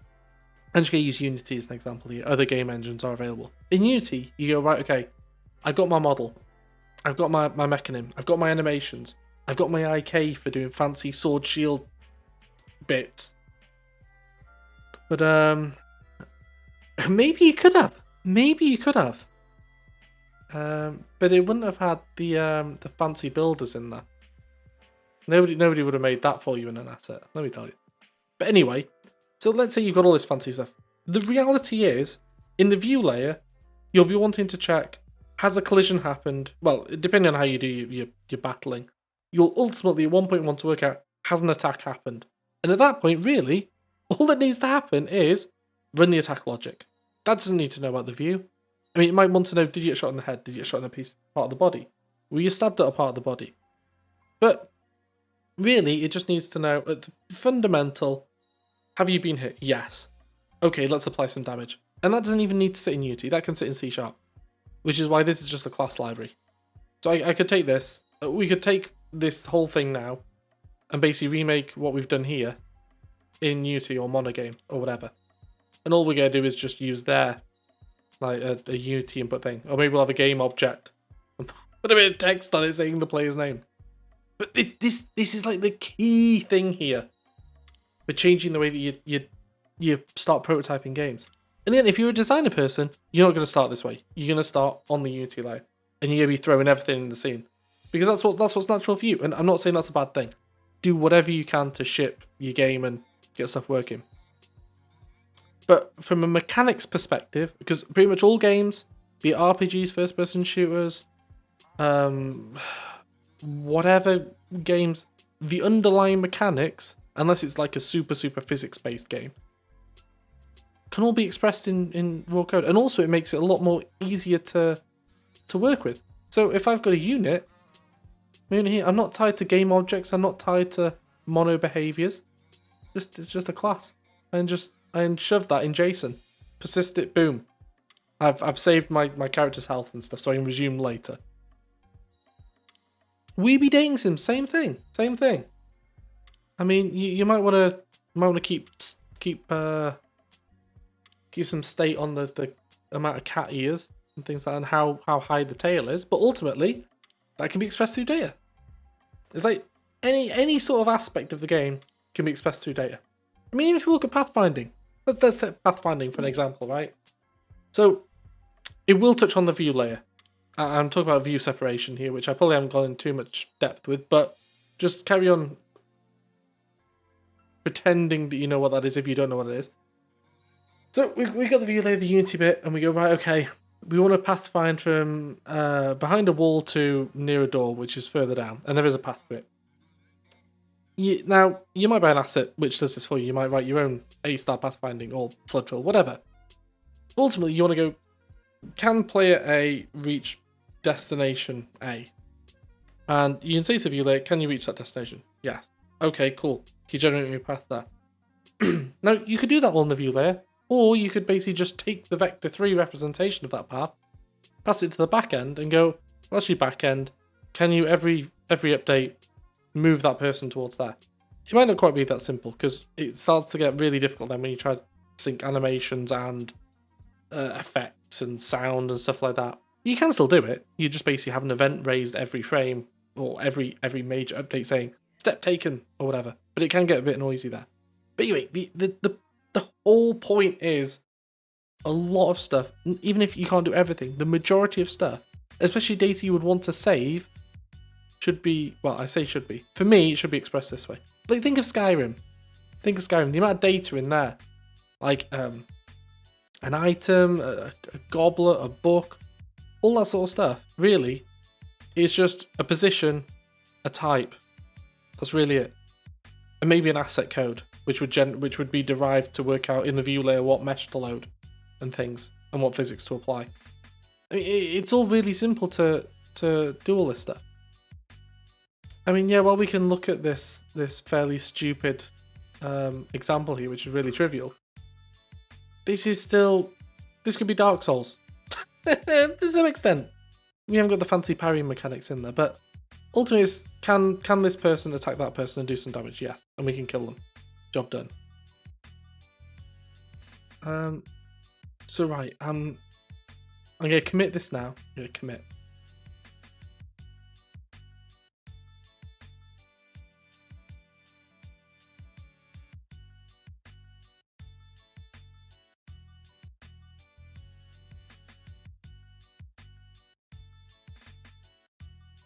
Right, push that up. Done. What have we got? Right, let me see if I can get rx.net in and have a quick mess around with you know what I'm gonna do? I'm gonna do it on a branch as well. So if I mess it up, and quickly go back. Because I'm not sure how RX will play in the WebAssembly world. We'll have to have a look. Give me the NuGets. Manage NuGet. It's reactive, is it? .NET reactive. Browse. System reactive. Yeah. Install. And I go on system reactive link as well. Yes. And for anybody who doesn't know RX, I'm happy enough to explain it. Also, one thing I mentioned this briefly earlier, and I'm not at where do I get? Got it.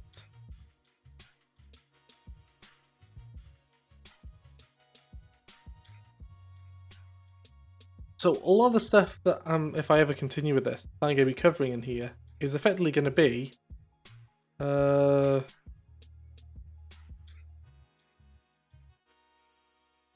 development for winners. Oh, I was close. Yeah, I called this development for winners. Oh, I was on the money there. So this might be useful to some people, it might not be. But a lot of the stuff that we've been discussing here, which I haven't really gone into much depth on, in development, good stuff. Because good stuff is just stuff. It's not web, it's not game, it's just stuff. Like design patterns, a builder. We've made a builder. If you didn't know about builders, that's what a builder is. Look at that, with skill, running, healing. Or inversion of control. We haven't even done constructors. It just surprised me, I thought we'd have done constructors. Or dependency injection. Or directive extensions, which I'm about to do now. It's almost like I have these conversations quite frequently with people learning this stuff and thought, you know what, I'll put all this stuff down somewhere. So future generations can look at this and go, oh, that's what this crazy guy's on about. So the link's there. If it's of use to you, cool. If not, just ignore it. Alright, let me put the link one in as well.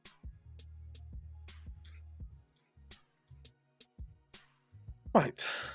Now, no, come back.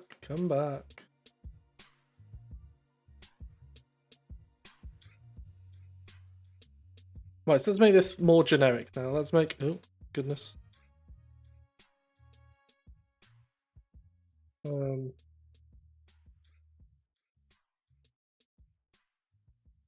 attack, and that will be unit.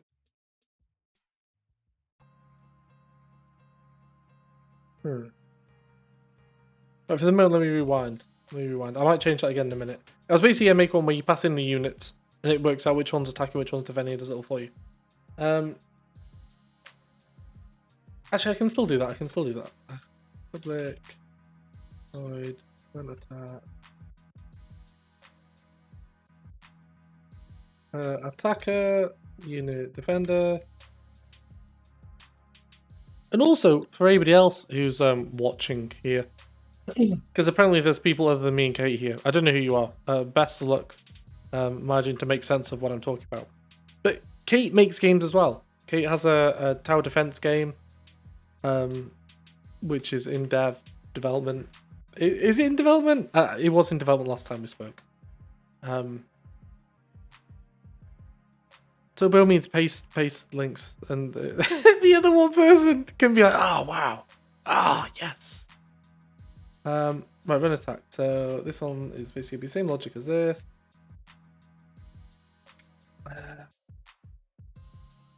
Can we turn that into a ternary? No. So if defender, defender, defender, attacker, attacker. There we go. And then this becomes run, attack, player unit, enemy unit. And then we can have enemy attack. And yeah, this is really contrived because in the real world you're not going to be having player attack, enemy attack. It's just going to be unit take your turn, and the unit's going to have to work out where it needs to go and stuff like that. I quite fancy building a tower defense game at some point, but there's lots of things I want to make. I just never get around to them. Maybe one day. Yours will be shipped and all over Steam by then.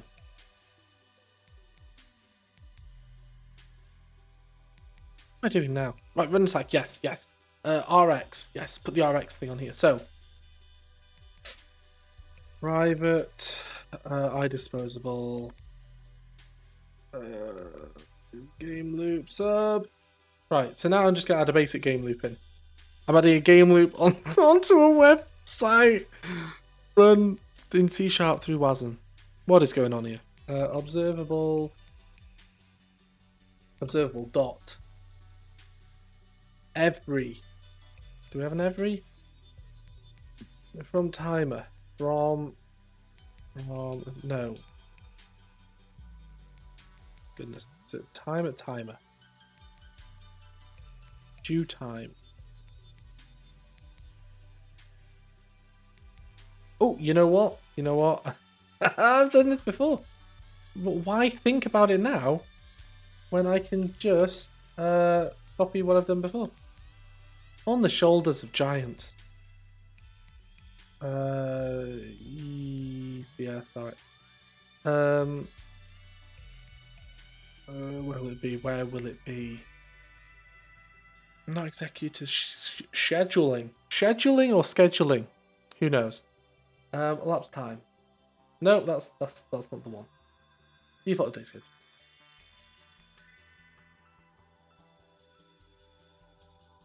No, because I have to do it in the thingy layer, don't I? Do I?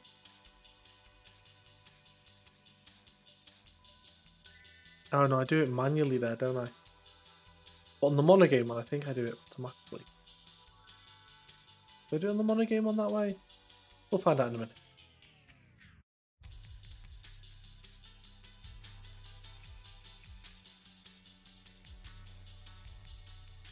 Oh, maybe I'd...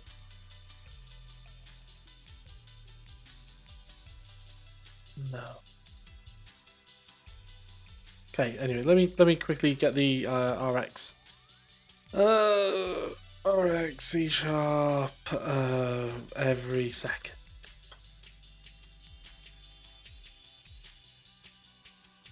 Oh, actually, no, let's go for the next one. Now, will function at a certain time, yes. I'm doing it. Right, I'm just scared. Bear with intelligence, never do the right thing. Was that timer? Defer. No, I do want a timer, I think.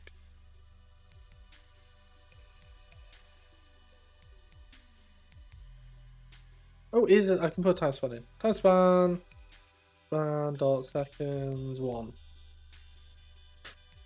Dot subscribe.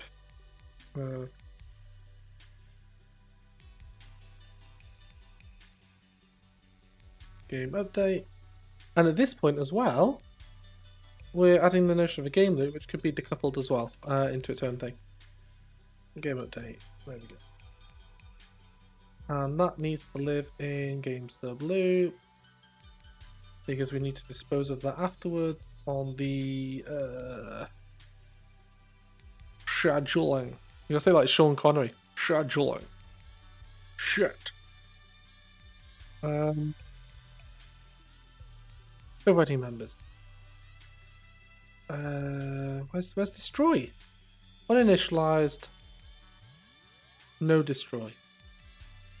Maybe it's already disposable.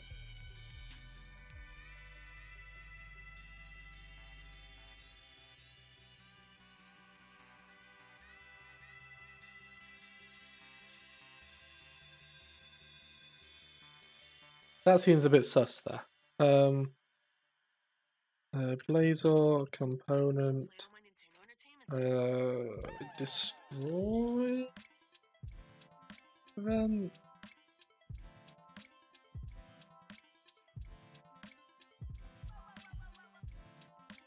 Oh, infant side disposal. Okay.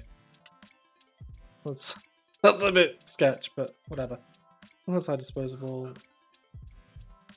Come on. Don't need disposing pan.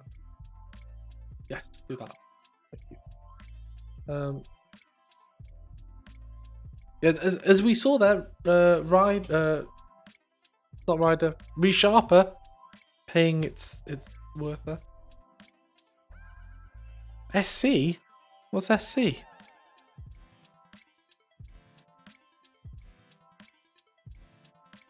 Just fix that.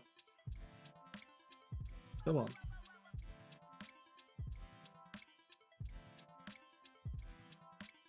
Oh wait there, maybe it wants the other one. Oh, that one.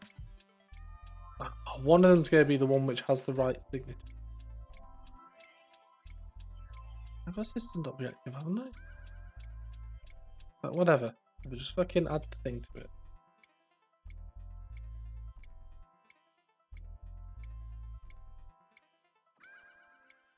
What do I want?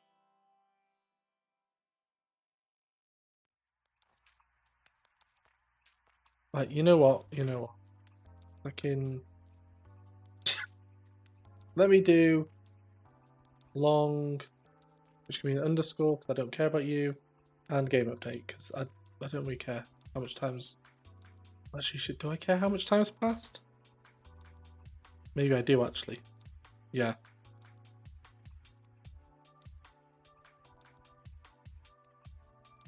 Right, you know what? We can full game update now. Who would have thought that'd be it?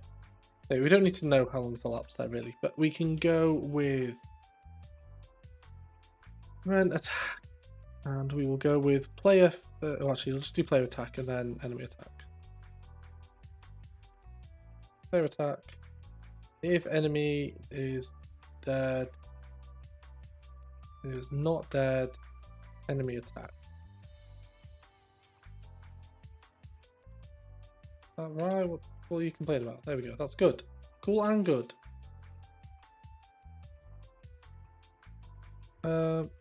Right, we get rid of that now.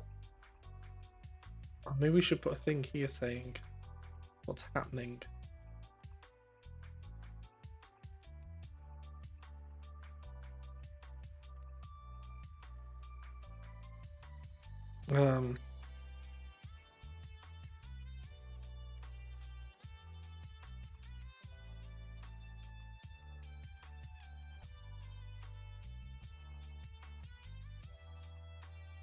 Actually, no, because it's just gonna say.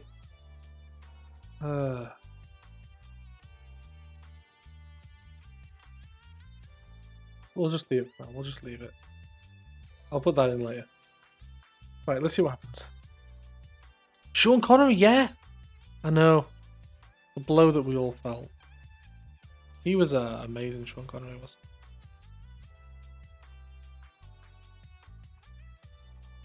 Well, not much is happening there.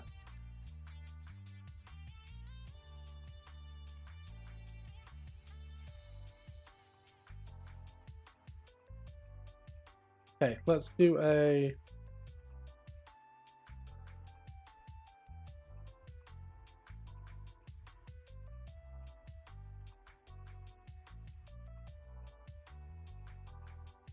God.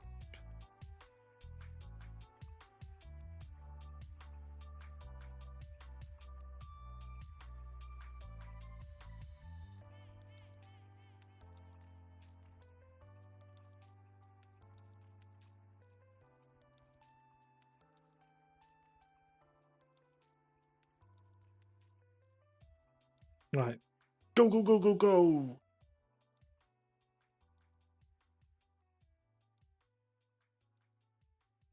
Right, so the RX bit isn't triggering. You sack of shit. I could have sworn it's observable.timer.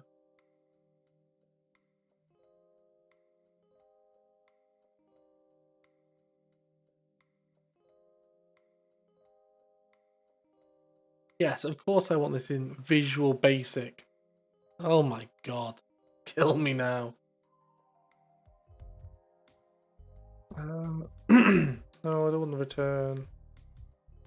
Because luckily in Unity, you got the cheaty every update.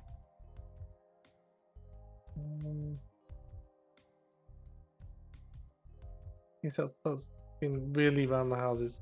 Really just want an observable dot timer.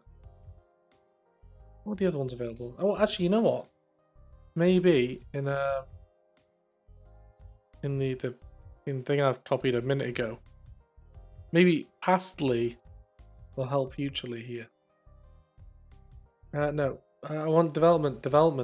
I want good stuff. I want design patterns, and I want reactive extensions. Do I tell futurely how to do a interval? Oh my goodness! See, we joke about this whenever I work with Tom or other people.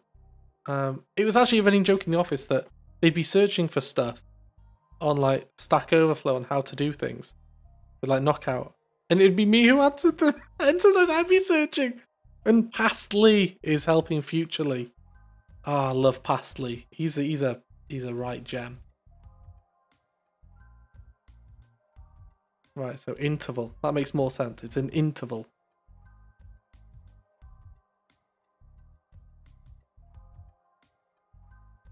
It's still not doing anything. Do we have an error? We have no error. Why would you do that to me? I should get run. You're not getting run? Running. Where's my visual shoot? Visual shoot shut the bed now. Oh, you try to get me to debug on this. Oh god. Oh god. Just gonna fall over and die. It's gonna be horrific. Don't pause on the debugger. Don't for God's sake. Just stop. Stop. I probably have to fucking. This was my fault. My fault thinking Visual Studio would be clever enough to debug in it. It just can't. Fucking dead. Close that down. Close it. Just die. Kill it with fire. Kill it with fire. There we go. Just cancel. Cancel. Close. Come on. Don't make me restart you. There we go. Stuff's happening. No, you had long enough. Congratulations, Visual Studio. You're going in the bin. Look at all those errors there that it was hiding. Visual Studio.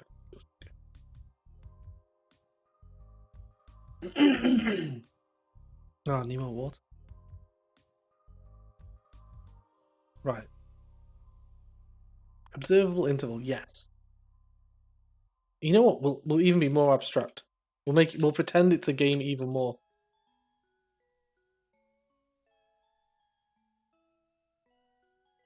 Game in it. There's a game in it. Oh my god. Just shut up. Shut up, Visual Studio. Just do it. Again, this is why I don't tend to use Visual Studio that much. It just shits the bed constantly. I mean, to be fair, you can put some of the blame there at ReSharper's feet. Now, that there, game in it, is all here. But really, we could make a game class and put a lot of this stuff in there. And then just have this load the game and bootstrap that. I'd do that at some point. Who knows? We could do anything. We could be heroes. Just for one day. Anyway, why is that not working? Let me just check if RX worked inside.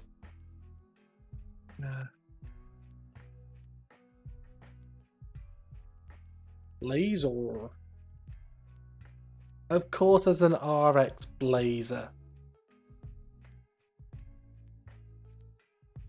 Long term, this should definitely work.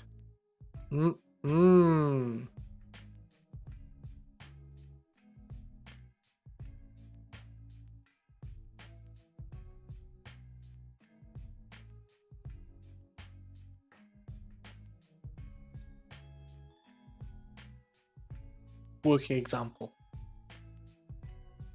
Let's have a look. Where's the good stuff? Just the start. I didn't do anything crazy there.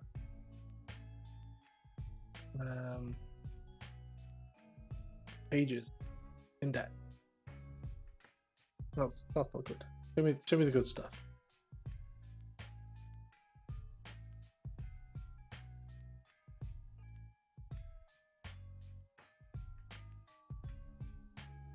Message service. What the message service? Oh god, they go through abstractions. Right, show me this damn message service. No. No. Services. Message service.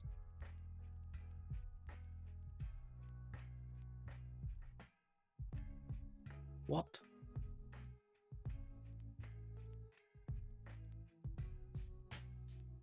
No. But anyway, that does use things, but that use explicit subject.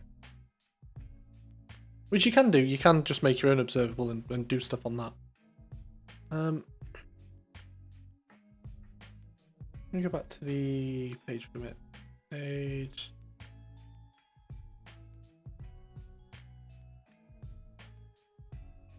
Yes, that's just subscribing to that bit and doing stuff. That doesn't...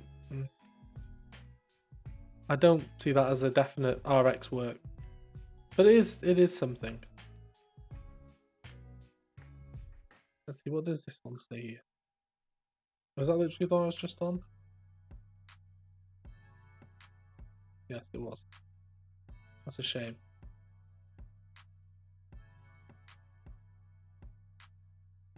That's it. Oh, look at that logo. This is gonna be the good stuff.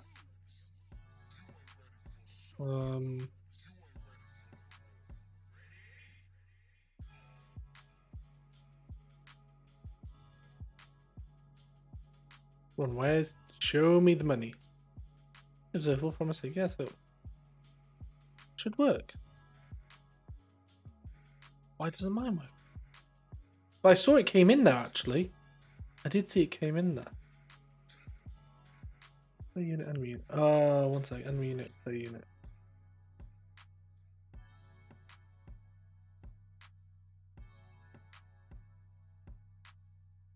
Yeah. But it might just be that Blazer isn't updating. That is a thing. And again, I'm not using the latest version. What the hell is this? No. What? This is like F-Zero on crack. Let's go to the Zelda one again. Oh no, Mario. Let's go for Mario.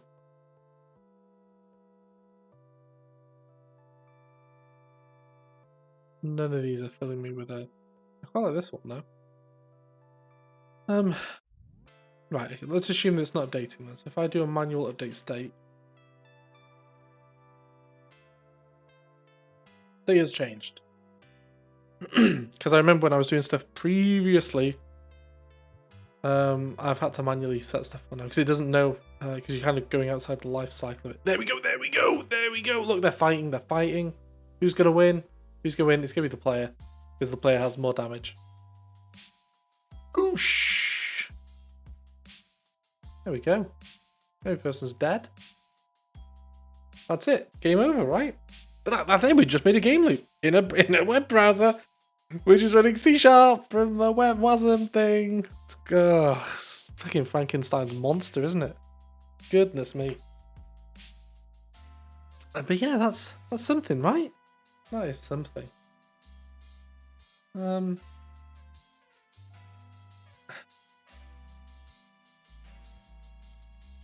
So ideally you want like an attack time and other stuff. Oh, I just put a status changed. Because this is outside the scope of the Blazor thing. Because it's not happening within, I assume, behind the scenes without looking at the Blazor source code. Every time that you hook into one of their uninitialized or whatever, or the callback events, they wrap that in a status update. So basically once the methods are finished, it just checks what's changed or something. Yeah. I'm sorry that I can't be as entertaining as your wallpaper. Anyway, so that bit there worked. So now we effectively have a game engine. Inside, well, a game loop anyway. Inside, let's make an explicit game thing in here. Actual class. What should I call it? For God's sake. This is another annoying thing. Visual Studio acts completely differently when you're debugging. It's like, look, you're not really doing that much different, are you, Visual Studio? Just work. Game.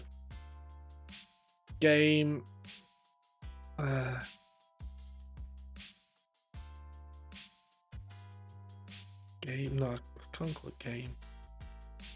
Oh no, you can go in infrastructure. Oh, maybe not.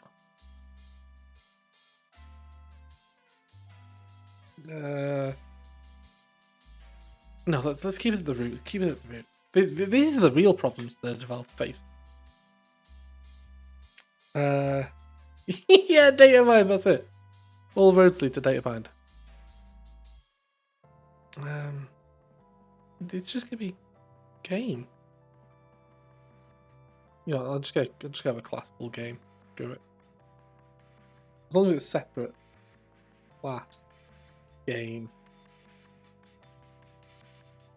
And the normal have interface lovely stuff, but for the moment I just want a and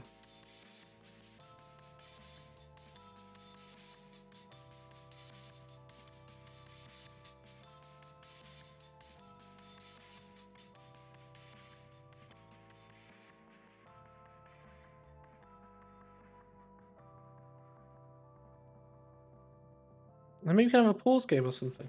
I don't know.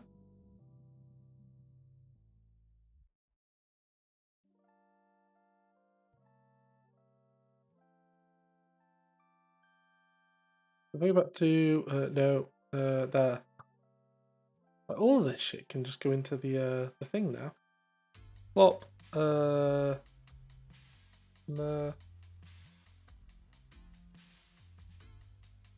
Oh, you know what? Let's put on some Command and Conquer music. Come on! Command and Conquer. OST. Oh, this could be delicious. Yes. Mez was here, he'd be loving this. Oops. There you go. There's a Command and Conquer. Hell March, yes. Oh, I'm a mechanical man.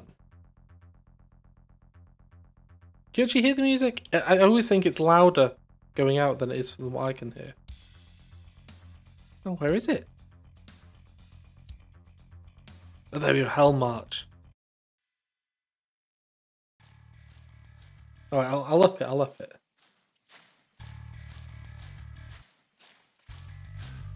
A bit better?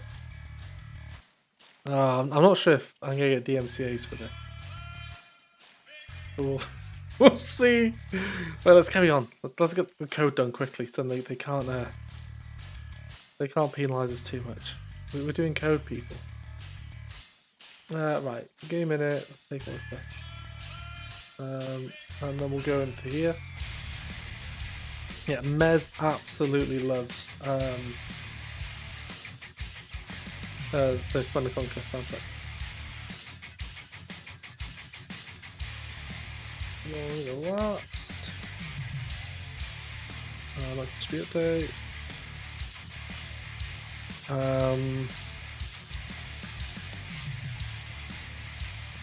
Full tab, base.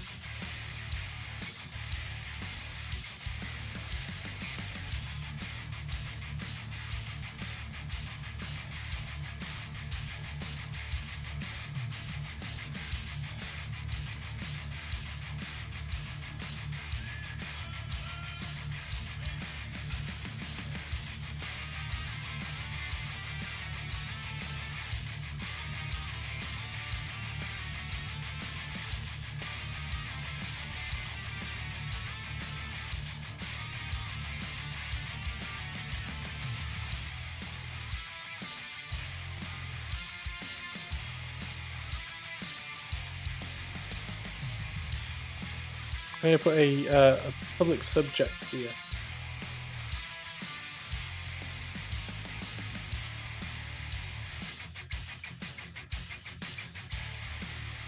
And that can be a, I don't really care.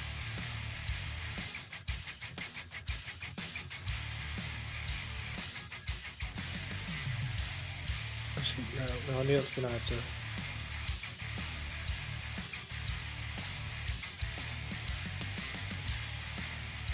And a unit in RX is just a noddy rubbish thing. Updated.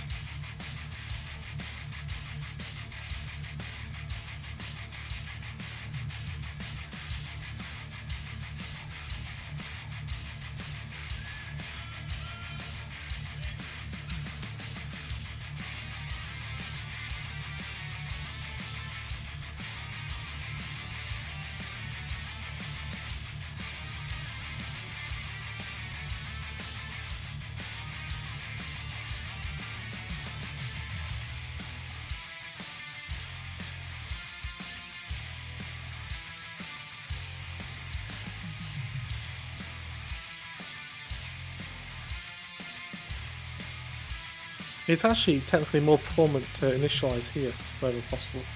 I can't remember why, but it is, apparently.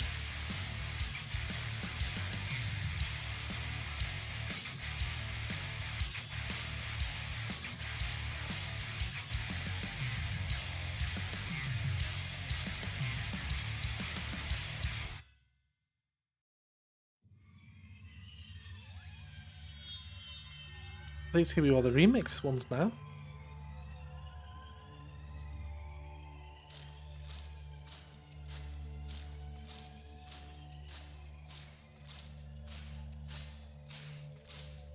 What's that one?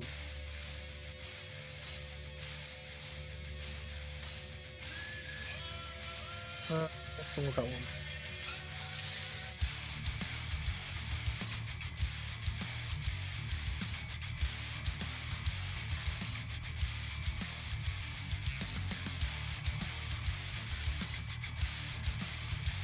Yeah, that was a bit odd.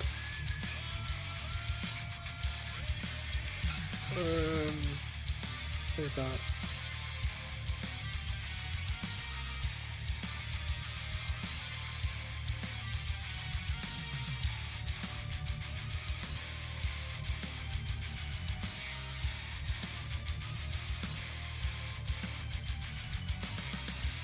Right, so let's go back over to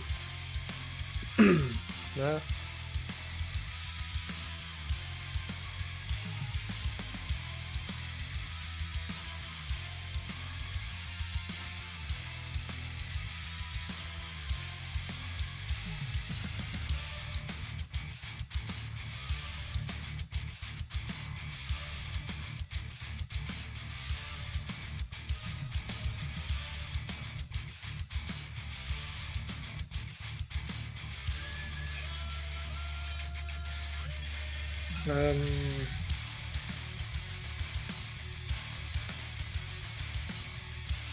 What's going to need to do the update thing?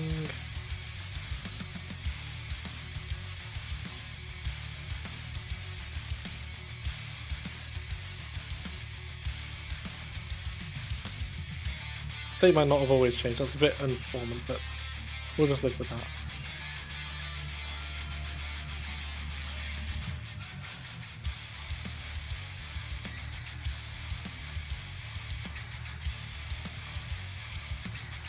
No, I don't want to look for one. No. Okay, make one. Whatever.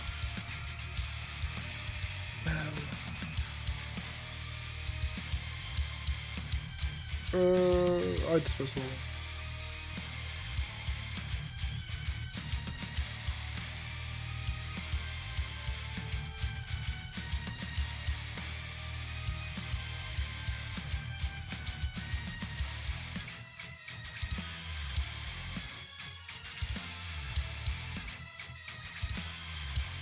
Those patterns, yeah.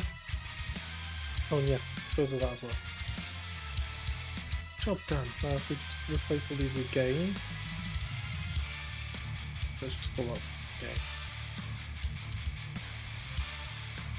I think the original was better. Putting that one out there.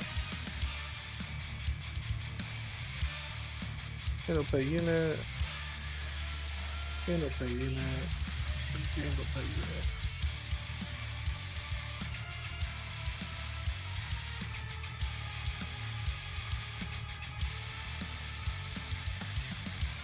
Right.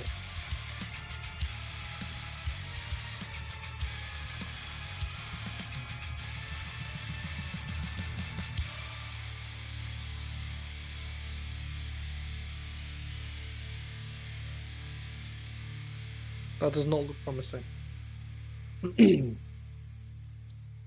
Oh yes, because we haven't set game to anything. That's fine. Let's go back to the start somewhere. Go down there. Turn the volume down a bit so people at Twitch don't yell at me.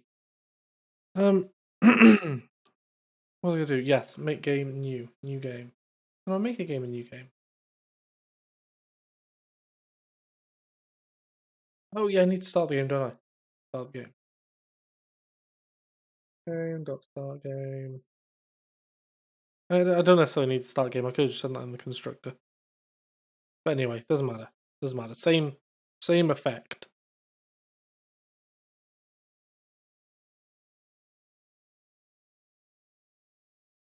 No, it's happening. It's happening.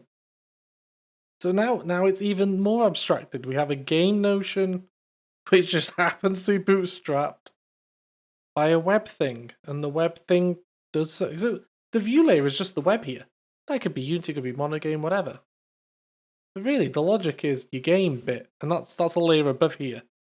That's why I call that framework, because I'll probably have a BK 9K game, which will be the game bit, which will go, hey, go off and do all this stuff and send events and things. But anyway, that's progress, right? I'm gonna save that there. Save that, and I'm gonna merge the branch and everything. Oh, it's gonna be glorious. So we just feature branched as well. I don't know what feature branching is. Wow, mind's blown.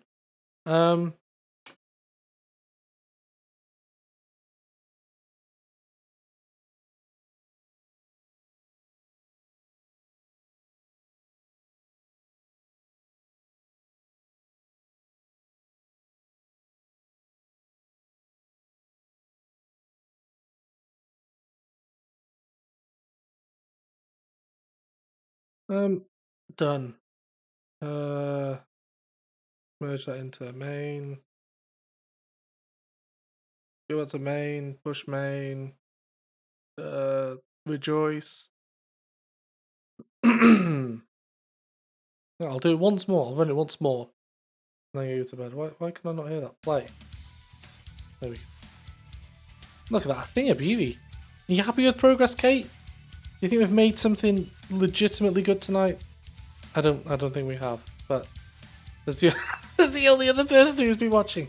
You can decide whether this has been good or not. It's fine, I guess. That there is. I'm gonna print that out, stick that on the wall. Fine. I mean, I think the VOD maybe.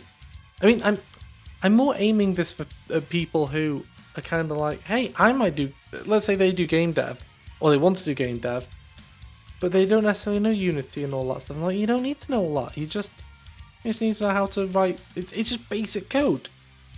So that will be useful, and there'll be some lols hopefully. But I was hoping Gooch would be on, so I could kind of have him in the Discord and chat to him while he's reading his AWS documentation. Because it was great yesterday. He was just reading AWS for like an hour. Just like, what does this do? They just made the database. Ah, but I've got to do the AWS stuff. It was good. Gooch, 55 health, 10 attack. Not true. Anyway, I'm going now. I'm going to go to bed. But the code for this, I'll just paste the link. I'll paste the link for anybody who in the future is like, I would like to see this code. I would like to say I was there when it happened. I'll get you a link now. Repositories. There we go. Battle Kill 9000. There we go.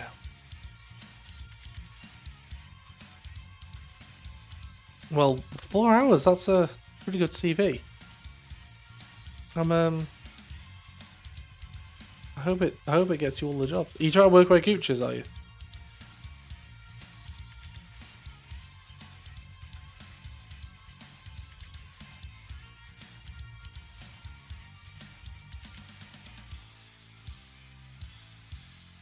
Should have probably added a readme there as well. Maybe. There are other places. I too can confirm there are other places.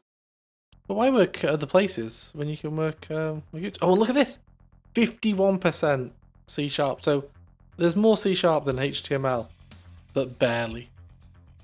But barely. Yeah, I'm looking at the moment because now the kids are back in school. I was only stopping work because the kids were off school, and now they're, well, one of them's not in school. He's too young. But the eldest one's in school, and the youngest one's in nursery 3 days a week. So I could potentially go back to work, and Jen could just be off on Monday and Tuesdays, which is what we used to do. So we'll have a look. But the thing is, at the moment, because everything's remote, it used to be fine getting roles around here because there's I am diplomatic with my words. There is not a huge amount of contractors to pick from who know all the technologies that are needed in modern development. But when you compete against the whole of the UK, it's a bit different then, isn't it? Well, I'm happy enough to go to Tom's place as long as they pay me and they want contractors. I'm not going as a permie. Oh, goodness. I remember life as a permie. It wasn't great. Having appraisals? Oh, my goodness. But hey, how have you found working here this year? Yeah, it's been okay. We're not going to give you a pay rise, and we're probably going to do some stuff that you're not going to like. But hey, if you keep working and doing stuff, you might get something. A little carrot on a stick. No, thank you. No, thank you. Yeah. Anyway, it's been good. Thanks for being here, Kate. Thanks for being that stone. They kept me grounded. They didn't let me go to 51% HTML. Kept me in 51% C#. It has been a wild ride, but I mean, I think that we've done something great. I really want to get to the grid bit because I quite like. Oh, let me get that. Oh yes, wild ride. Is there a YouTube of it? Ride never ends. Oh yes. So for anybody who doesn't know, let me stop that for a minute. For anyone who doesn't know, Mr. Bones. Oh, here we go. Maybe this will do it. Let's have a little look at this. Come on. Yeah, fast forward a bit. What? Come on. Oh, did it originate from there? Oh, that's not what I saw. I saw this one. It's basically an endless. It's an endless thing, and the people are just once they get on, they can't get off. It's just forever, and it's like you click on people like 1,000 years old still going on. But it was green text as well, wasn't it? Ah, the green text. Anyway, I'm going to bed. I'm gonna go cry myself to sleep. But hey, we didn't have too many problems there. And if we can get Gooch on as well, I'll be divine next one. Oh, here we go. Links. Yes, this is the one. This is it. This is the one. This is what I remember seeing on Reddit. Oh, what? That's not zoomed in. 38 hand-picked riders. Let's see if we can zoom in here. No, that's rubbish, isn't it? That's not helping. Can I just open a new tab? Can I just? There we go. 38 hand-picked riders, free admission, extensive design scenery, extensive safety testing. Just look at their faces; they are so excited, and we can't really see here because it's an old DOS game. But everybody's so excited to be there. I'm ready. What's not to love? This better end with all 38 riders dying. It doesn't. There we go. Look at all the track here. Mr. Bones' wild ride. And then They all are. They're all on the ride. If you go down, 1 month has passed. Passengers are becoming bored. I want to get off Mr. Brown's wild ride. I have the strangest feeling someone is watching me. Ah, delicious. What's with the sudden influx of RCT threads recently? Not that I'm complaining. Some of them even want to get out. You won't make any money that way. You're right. Horrible return of investment. Here we go. Here we go. It's been upgraded. Here's Mr. Bones. Everybody wants to get off. Everybody wants to get off. Popularity has dropped to 28%. They seem to be scared of the upcoming scenery. He's got a top hat. Oh, amazing. Everybody wants to get off. No one's happy. Mr. Bones has claimed the souls of the innocent. Everybody wants off. 100% off. Look at it. They're all just going. All just looking at each other. Oh god, my sides. Those poor riders. This ride isn't wild. This ride isn't wild at all. 4 months have passed on the maiden voyage. Year 3. Amazing. Probably the testing lied about the ride duration. Oh, there we go. That's Mr. Bones' wild ride for you. Just look at it. Imagine that. But where is it? Where is it? Where is it? There. Imagine that. Imagine that for the rest of your life. That's hell, isn't it? Oh my goodness. I never actually played this game, but it does remind me a lot of Open Transport Tycoon, which I tried to get Mez and Side to play the other night because I was like, I don't want to play Original Sin. Let's play something else. But nobody took the bait. Anyway, now I am properly going to bed. Official 100% bedtime. Snoozles. It's been good. Laters.